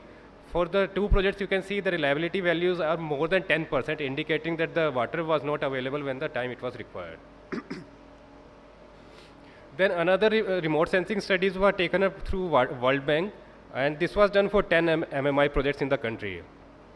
And almost similar indicators were used by these World Bank studies as well. Yeah, and only I have shown here only 2 indicators which are regarding uniformity and reliability. You can see out of the 10 projects, 6 of the projects showed very low values of uniformity. And also most of the projects, when I show the reliability in the terms of number of days that the actual water that was required was made available, you can see in one of the projects it was not available even for a single day. And most of the projects were only in single digit of days that it was available. Sorry. Then you can see that the performance of the irrigation projects has not been up to the mark, and there certainly need to upgrade our irrigation projects and improve their performance. So accordingly, Government of India has already taken few initiatives to improve the irrigation performance of the projects. And few of the initiatives I mentioned here that includes the extension, renovation and modernization of irrigation schemes. Then there is the AIBP scheme which has been included on the PMKSY, which puts stress on the pipe distribution network and canal automation for improving canal conveyance efficiency. Then command area development works taken under PMKSY, focusing on on-farm development works and setting up of water user associations. Then PMKSY per drop more stressing on the micro irrigation instead of flooding, so as to increase the on-farm application efficiency. Then the Sahi Fasal campaign by National Water Mission to nudge the farmers to go for less water intensive crops or go for crop diversification. Then there is a Bureau of Water Use Efficiency recently set up by Department of Water Resources, RD and GR, that will holistically work towards increasing the water use efficiency in all the sectors of water use. Then there is another new initiative, Support for Irrigation Modernization Program, that has been taken up in collaboration with Asian Development Bank. Then few states on their own have also taken up initiatives such as Mera Pani Meri Virasat by Government of Haryana and Pani Bachao Paise Kamao by Government of Punjab, which in a way works towards improving the water use efficiency of the projects. So I will conclude by presenting few points that the performance assessment and benchmarking of irrigation projects is a very essential instrument to assess to keep a track of the performance of systems, and this should be a continuous exercise. It should be performed every year or maybe every 2 years to keep a check on the performance of the system. Then improving the performance of irrigation projects is vital, as currently in the supply side solutions are very limited in the country, and we need to focus on managing our demand side. Then we need to put impetus on timely and effective maintenance of the projects, because traditionally our approach has been towards the build, operate, neglect and then rehabilitate the project, ultimately leading to more economics going towards the project. So in order to economize the whole things, we need to focus on the timely maintenance of the project, so that we do not have to focus on the rehabilitation part, that the project always remains in a state that it is desired to be. Thank you. That would be all. Thank you, Dr. Saurabh, for giving us the brief account on performance of how the irrigation projects in India are being evaluated, what parameters are concerned, and what are the initiatives taken by the Government of India to improve the efficiency and all those things. Now, the next presentation is from Sunil Kumar. Is not there? He is there. So you are going to present. Sunil Kumar is going to present. He is a director in the Central Water Commission. You will be talking on emerging concepts for irrigation water management in India. Sunil Kumar.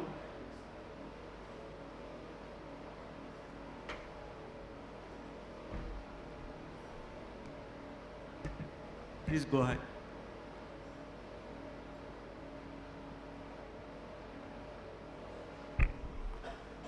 Very good afternoon. I would like to say a few words about Central Water Commission before I start.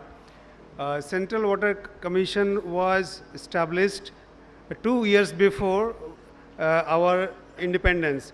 So we are 2 years senior to our country, and I'd like to say that we have immensely contributed in development of water resources in the country. And experts like Dr. Sikka, who closely work with us, witnessed our contribution to the nation. Right. I'd like to start where Dr. Biswas left, by saying that we have enough resources in our country, and with the same expertise, we can manage our resources, right? So I'm going to flag certain irrigation water management tools and the prospect of the same in Indian scenario, how we can use it in Indian context. There is significant focus on the way we are dealing with issues and challenges of Indian water resources. There is a paradigm shift. We are focused more towards the management measures than the developmental measures, like we used to do during up to 1990. So non-conventional water is the water which is other than the conventional water resources available in the reservoir or the water resources available in the ground. So one of them, the most important of them, is the wastewater. As per certain estimate, we are going to generate about 50 billion cubic meter of wastewater in the country, which is sufficient to look after various uses of the country. We have more than 3,500 kilometers of coastal line. So we have abundant availability of sea water. So we can even go for desalination, and we can even harvest up to more than 100 billion cubic meter water resources in addition to what we have in the groundwater. So we have enough prospect to use the non-conventional water, and there are several advantages. There are several advantages of using non-conventional water. One of them is, as I have just presented, that there is enough availability of non-conventional water in the country, and the most importantly, this is independent of precipitation. So because the wastewater we are generating every day, the coastal line is available for desalination for every day. So we have abundant availability, and the non-conventional water will also ensure the assured supply of water. So these are the prospects, these are the advantages of using non-conventional water. But there are certain challenges, shortcomings also, constraints also. For example, we are talking about irrigation water requirement. The irrigation water requirement is seasonal in nature, but if we rely upon non-conventional water, it will be coming to us every day. So how we are going to cope up with this demand-supply mismatch? So these are the challenges. If it is not appropriately, for example, the wastewater, if it is not appropriately treated, it may lead to various health-related issues. So, and it calls for elaborate, R&D interventions if you want to use such kind of non-conventional water. And in the country like India, many of us have, the previous speaker, he also flagged that if you go for solarization in irrigation sector, it may result into overexploitation of groundwater. So to cater all this kind of situation, we need a strict regulatory framework in the country, which is presently not adequate enough. So these are the pros and cons of using the non-conventional water resources. PPP in water sector, this is a typical arrangement. This is a typical long-term contract between the government and the private sector, and there is another contract between private sector and the stakeholder under this type of model, and the private sector provided certain services to the stakeholder, and a tariff, a revenue is collected from the stakeholder. If it is not sufficient to meet the expenses, then government can also provide certain subsidy. This is a win-win kind of scenario for management of irrigation water resources. Because you can see the government does not require to provide all the finances, because the private sector will be providing the services to the stakeholder. So private sector will have access. Private sector will have access to the market, access to the public financing, and access, they can float the share. The government need not to manage, need not to arrange the funds required for providing irrigation water or any such services. Stakeholders will have options, because if private sectors are brought into the picture, so there will be the competition. So a stakeholder will have options to select the private organization of the choice. But unfortunately, the PPP in irrigation sector is not implemented yet. Probably we are going to see the first PPP in irrigation sector in the state of Maharashtra or Karnataka or Andhra very soon. But as of now, there is no PPP in irrigation sector. But definitely the PPP has been used in several sectors. Even in domestic sector, there is quite good use of PPP.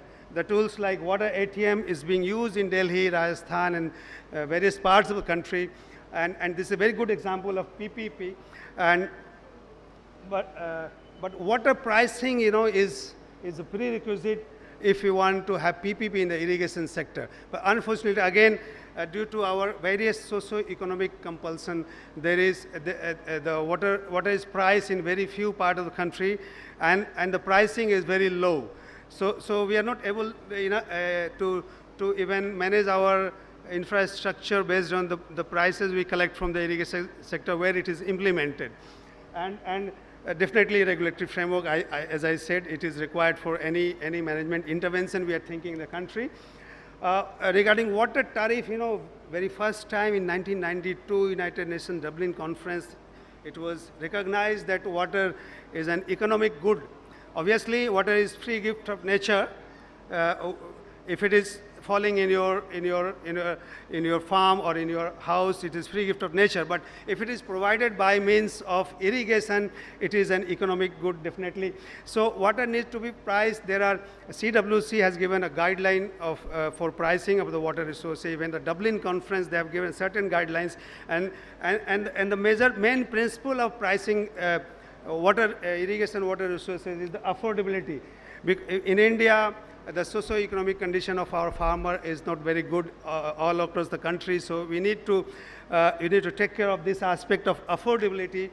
But this is also very important principle, that there must be full recovery of operation and maintenance of the existing infrastructure which is providing irrigation to the farmer. Obviously, polluters to pay and the stakeholders' participation is also of the utmost importance while deciding the price water tariff. Water footprint concept, I think Dr. Sil Verma is here. I think you are one of the originator of the concept.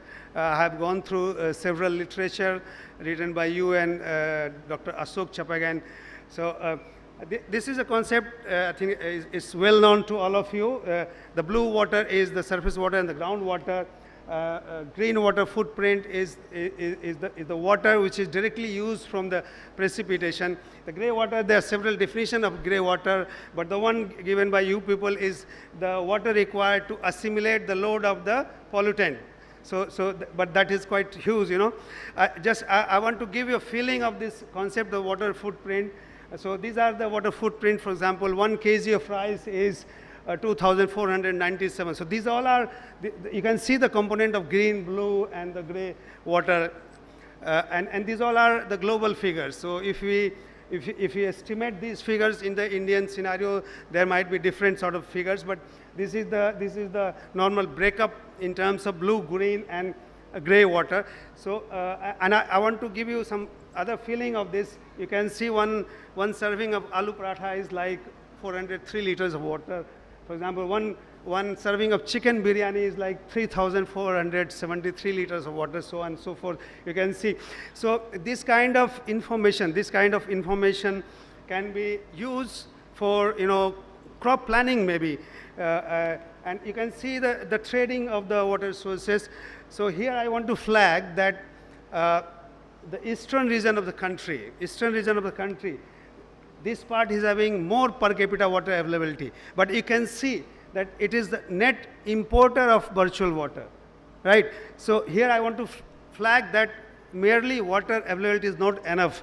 It need to be supplemented by proper finance, by appropriate management measures if you want to develop for the irrigation purpose. So this is what happened in here. This is they call perverse trend. You know, this is a perverse trend happening. But there are certain reasons, because we have our management measures, our finances are focused in the northern part during the green revolutions, and that's why this happened. And the per capita water availability due to the flooding over here. So we have water resources, per capita water resources more than the northern part in the eastern part, but it is because of the flooding. We don't have arable land. So this is the reason for that. But you know, we can reorient our irrigation related businesses based on the information of the water footprint. Water market is a virtual place or maybe a physical place where you can trade with your entitled amount of water. So it is a good incentivization to the stakeholders, you know, because there is a slogan that you conserve water. But if it is also incentivized in monetary terms, then there will be good impetus to save the water. So yes, I'm going to conclude, sir. I don't want to remain between you and culture program, so just 2 minutes. Yes. Thank you. So there are several, you know, pros and cons associated with the water market when we are talking about the implementation of the concept in the Indian scenario. You can see that it facilitates water trade. It's a great thing. It is happening. It is doing great in Australia, Chile, and western part of United States, some part of Spain. But when we are talking about India, so you have to be very careful, you know. There are certain advantages, lots of advantages. The market forces are coming over here. You can assign the low value water to the high value water. For example, a group of farmers, they can save their entitled water and they can sell it to the industry. So the irrigation water is very cheap and the industrial water is very expensive. So you can assign a low value water even a higher value. But if you talk about the implementation of water market kind of concept in Indian scenario, you have to be very careful, because in India the surface water is owned by the state, by the government, but the groundwater is owned by the by overlying land owner. So what will happen in Indian scenario, similar to the solarization, the people will, you know, rely upon the surface water and they will sell off their groundwater. It will lead to further depletion of groundwater, and it may lead to the groundwater overuse. And since we have significant number of landless, you know, laborers, so they will have no right in the water market kind of scenario. So we have to be very careful. I'd like to conclude by saying that, you know, there are the bouquet of management tools available before us, but we need to customize, we need to innovate in the Indian scenario, and then only we should go for any kind of such management interventions. Thank you very much. Thank you, Dr. Sunil Kumar. And now, of course, you have given a very good points on the emerging concepts in the water, particularly non-conventional. Also, I am from the Kolar district, you might have visited, where tertiary treated sewage water of Bangalore is being fed to entire Kolar district.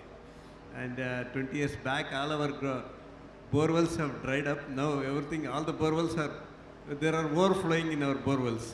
So that is the kind of situation in India. So okay, next we'll go to the last presentation from Smarnika Mahapatra. She is from IWMI. And she is going to talk on agricultural water management typologies, targeting land water management interventions towards improved water productivity. She is a research officer in IWMI, Delhi office. She is specialized in land water management. Thank you. Please go ahead. Very good afternoon to all of you who are present in this session. So I am Smaranika Mahapatra and I am from IWMI India. Today I am going to present on prioritization of land water management interventions for improved water productivity. Next. So as a lot of has been talked about agricultural water use, and you know agriculture is the dominant water user among all other sectors.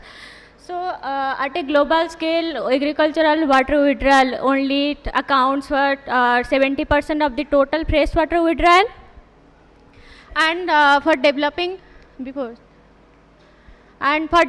countries like India, it goes up to 90 to 95% of the total freshwater withdrawal. So, and as far as water availability is concerned, marked by climate change and anthropogenic factors, the 3/4 of the Indian population is already residing in water-stressed region.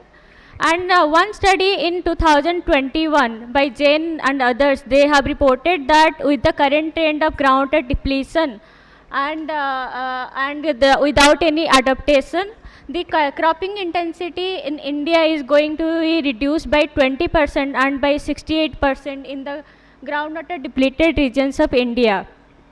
So with the increasing water scarcity issues and the increasing water conflicting among the multi-users, so there is the increasing water productivity is one of the key pathways for bringing the water and food security and also enhancing the resilience. Next.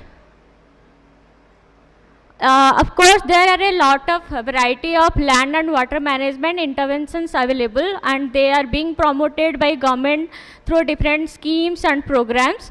But it is important that they are being they should be prioritized and rightly indicated, rightly chosen for improving the water productivity and bringing resilience to the system.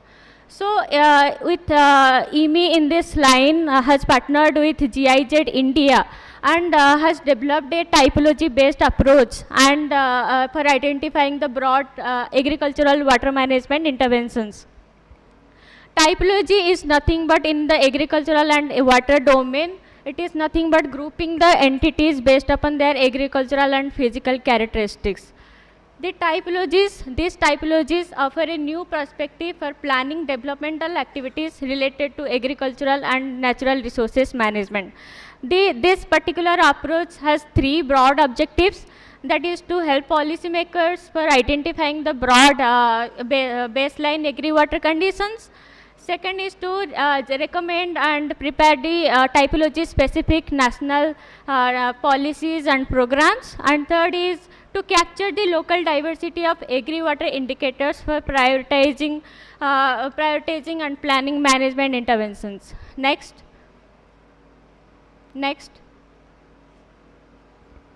The core methodology of this typology-based approach, it mainly targets for increasing the district level agricultural water productivity within the limits of current renewable annual water availability of the district. It mainly aims for increasing the crop production or through by decreasing the water use through increasing the water use efficiency. The particular approach, it considers 4 types of data and they are categorized into different classification systems for concluding at different typologies. So the data sets are cropping intensity, yield gap, groundwater availability, and of course for reflecting the available storage of groundwater resources and accessibility. Topography data and the CWB classification system of the aquifer system, they are also considered. Next. So this results in particular total 12 typologies. The total 657 districts, they were classified into 12 typologies, and they are like high value diversification district, demand management district, groundwater development district, water conservation district, and so on, and hilly areas of course. Next. I'll be very briefly describing different examples of typologies. So first case is high value diversification district.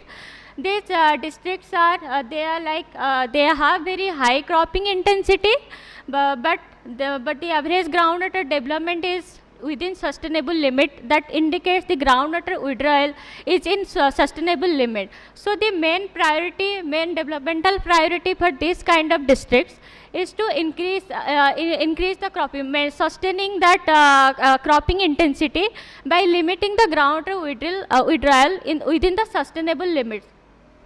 So the development priorities are increasing farmers' income through diversification and high value crops, then irrigation and agronomic measures to increase yield and of course reduce the yield gaps. Like the yield gaps here is about 24 and 34% in soft rock and hard rock type aquifers. Then also sustainable groundwater development and also efficient use of water resources. Next. Then comes the demand management district. This demand management district, they are the districts where cropping intensity is very high and they have very less yield gap as compared to other districts. But the groundwater development, you will see, they are very high. That means the groundwater withdrawal is not within sustainable limit.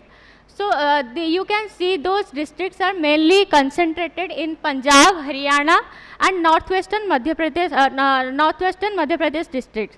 So the main target is to demand management side. First is demand management through technological and policy interventions. Then of course using the available water resources more efficiently and augmenting the available water resources. What are they available? Then they are again divided into aquifer types, soft rock and hard rock types. You know, soft rock, they are abundant water resources available, and for hard rock aquifers there is a limitation of groundwater resources.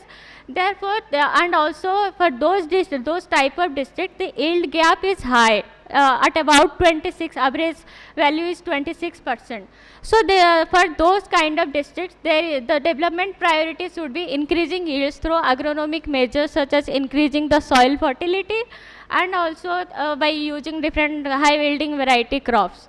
Next. Next please. Then comes the low crop production districts. For example, the groundwater development districts here and watershed development districts. So these districts you can see they are mainly concentrated towards the eastern part and northeastern part of the country. These districts are characterized by very high value of rainfall, and you can see the yield gaps are very high. So the main target here is to for rainwater management and irrigation expansion, increasing yield through agronomic measures to reduce the yield gap, then development of innovating farming system like integrated farming system and all.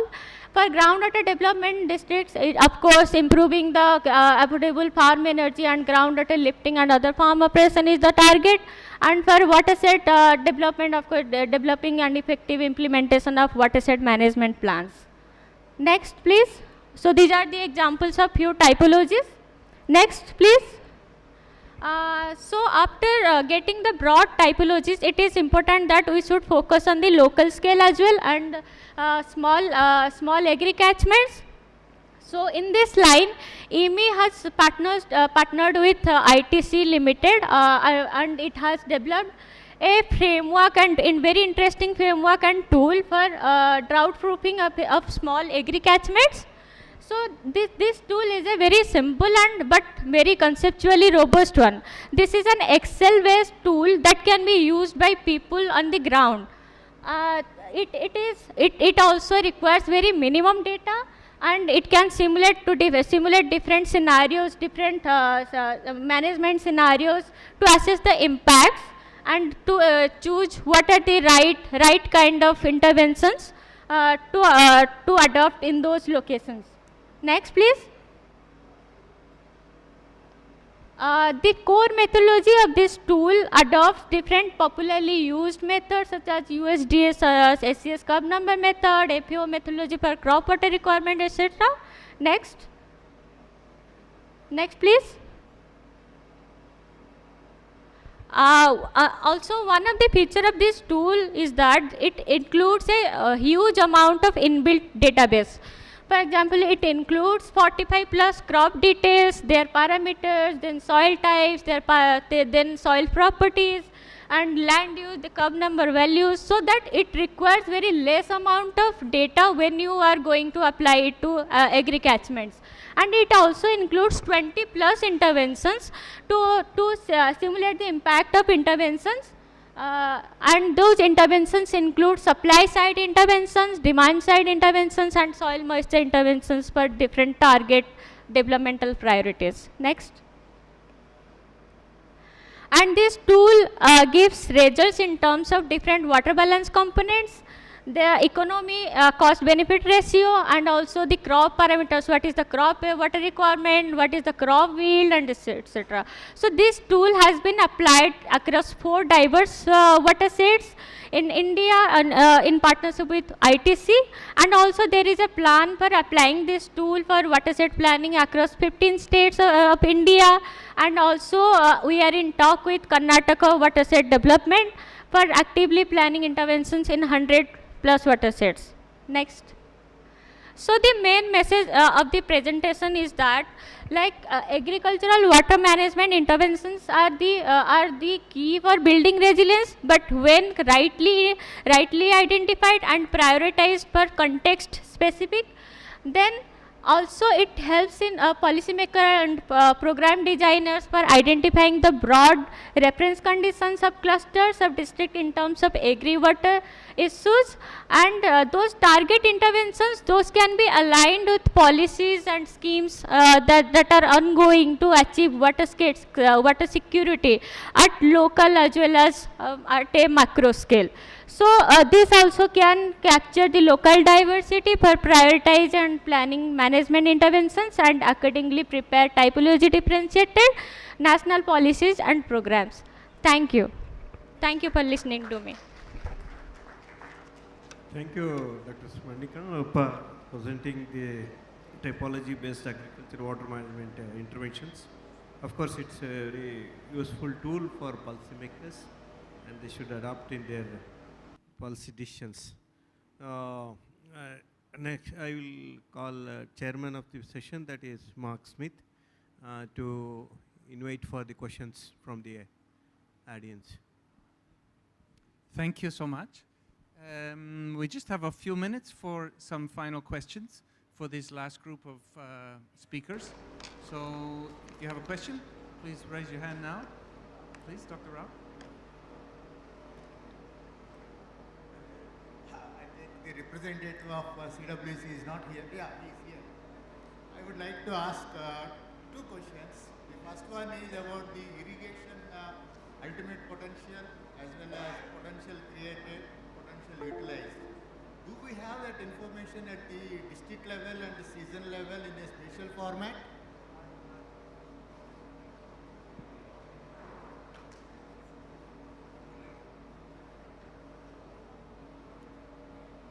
Actually, sir, these data that I had showed regarding the UIP, IPC, these old data I have quoted from a report of 2012. So all these data are not as on date. These data are up to 2012 statistics that were available. And all these data are only available in the form statewide. So I don't think the further district-wise classification is there. No, I don't think it's season-wise. It's in the terms of the MMI projects, and collectively for the whole state you can get a data, this kind of data.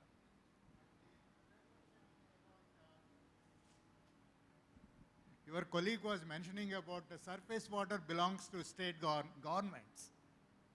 Surface water belongs to state governments. Is that so? I think whatever water falls onto my understanding is whatever water falls onto the individual farms, it belongs to the farmer.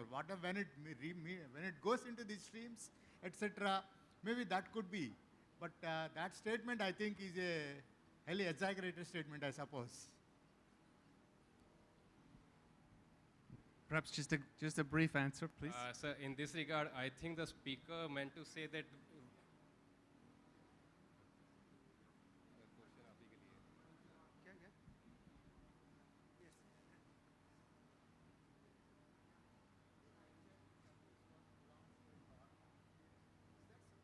Yes.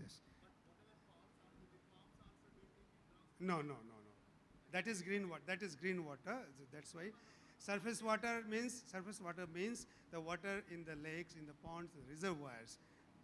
These waters, that belongs to the government, right?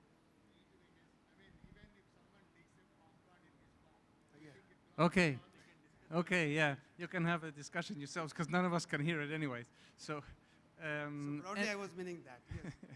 but I appreciate your point. Yeah, thank you. Okay. Any last question? Otherwise, it's time to close things down. Would you like to make a last remark? You can make it. No. Okay, I will do so.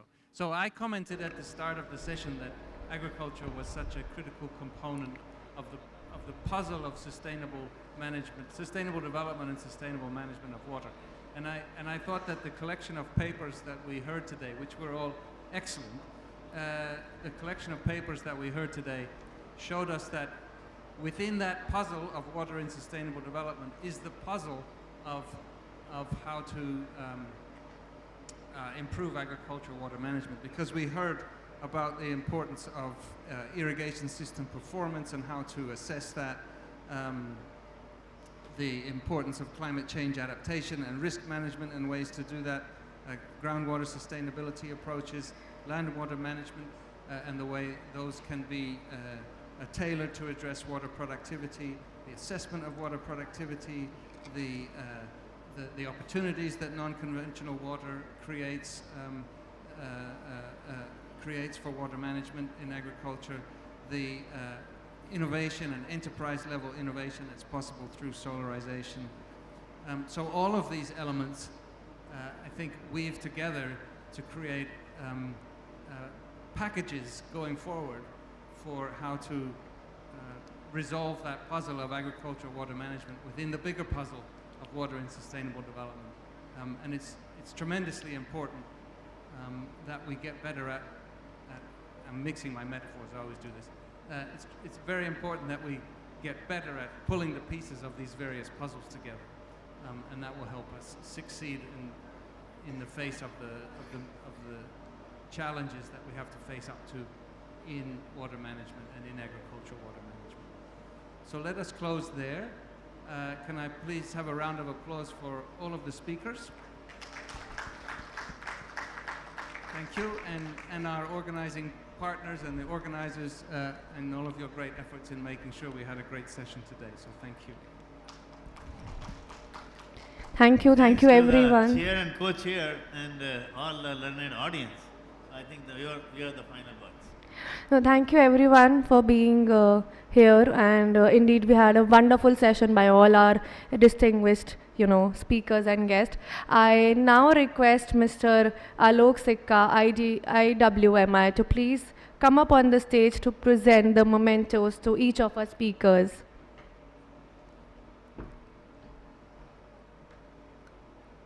I now request Mr. Mark Smith, IWMI, to please come up on the stage.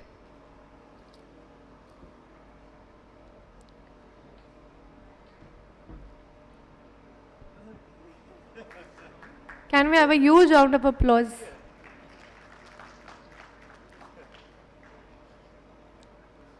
I now request Mr. S.N. Bhaskar, ICAR, to please come up on the stage.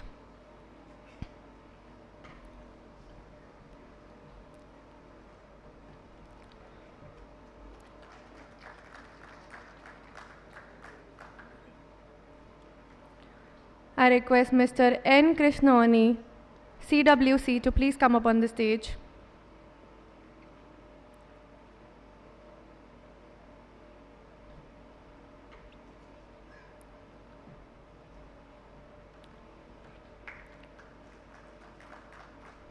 I now request Mr. Jagdish Purohit to please come up on the stage.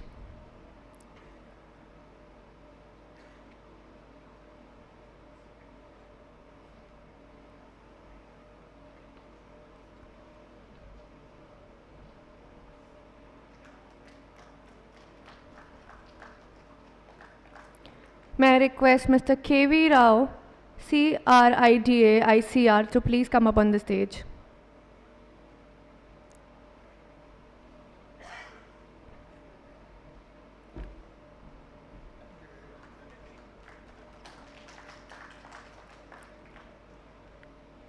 May we please have Mr. Shilp Verma, IWMI.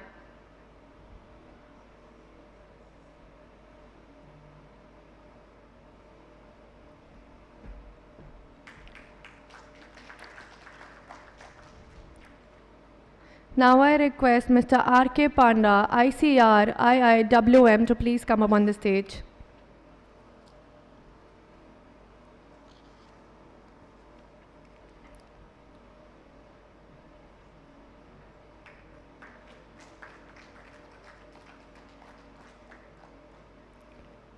I request Mr. Saurabh, CWC, to please come up on the stage to receive your memento.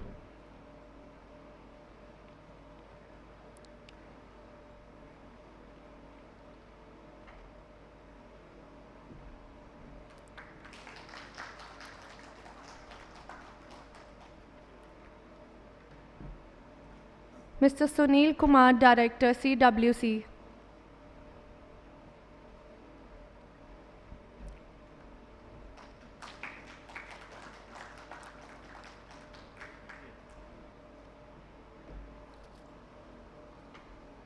I request Ms. Marnika Mahapatra, IWMI, to please come up on the stage.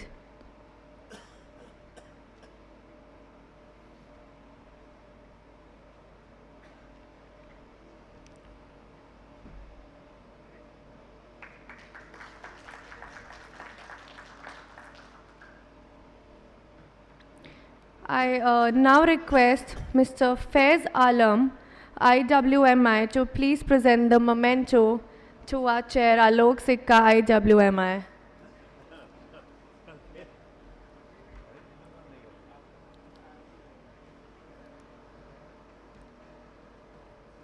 Can we have a huge round of applause?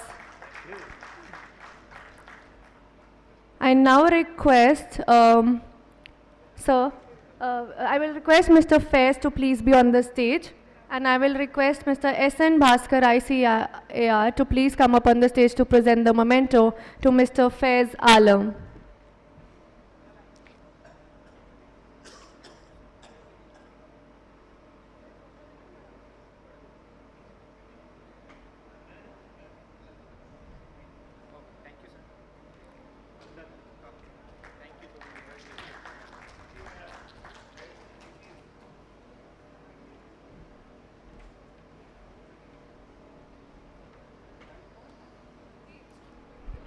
Thank you once again, everyone, for being a part of this amazing technical session, and we hope to see you tomorrow again.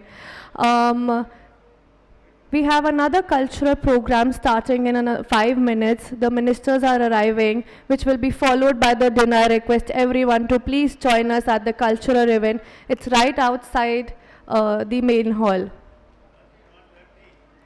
Sorry? Thank you once again, everyone, for being a part of International Water Week 2022, and we hope to see you tomorrow. We'll be here again for another technical session. Thank you so much.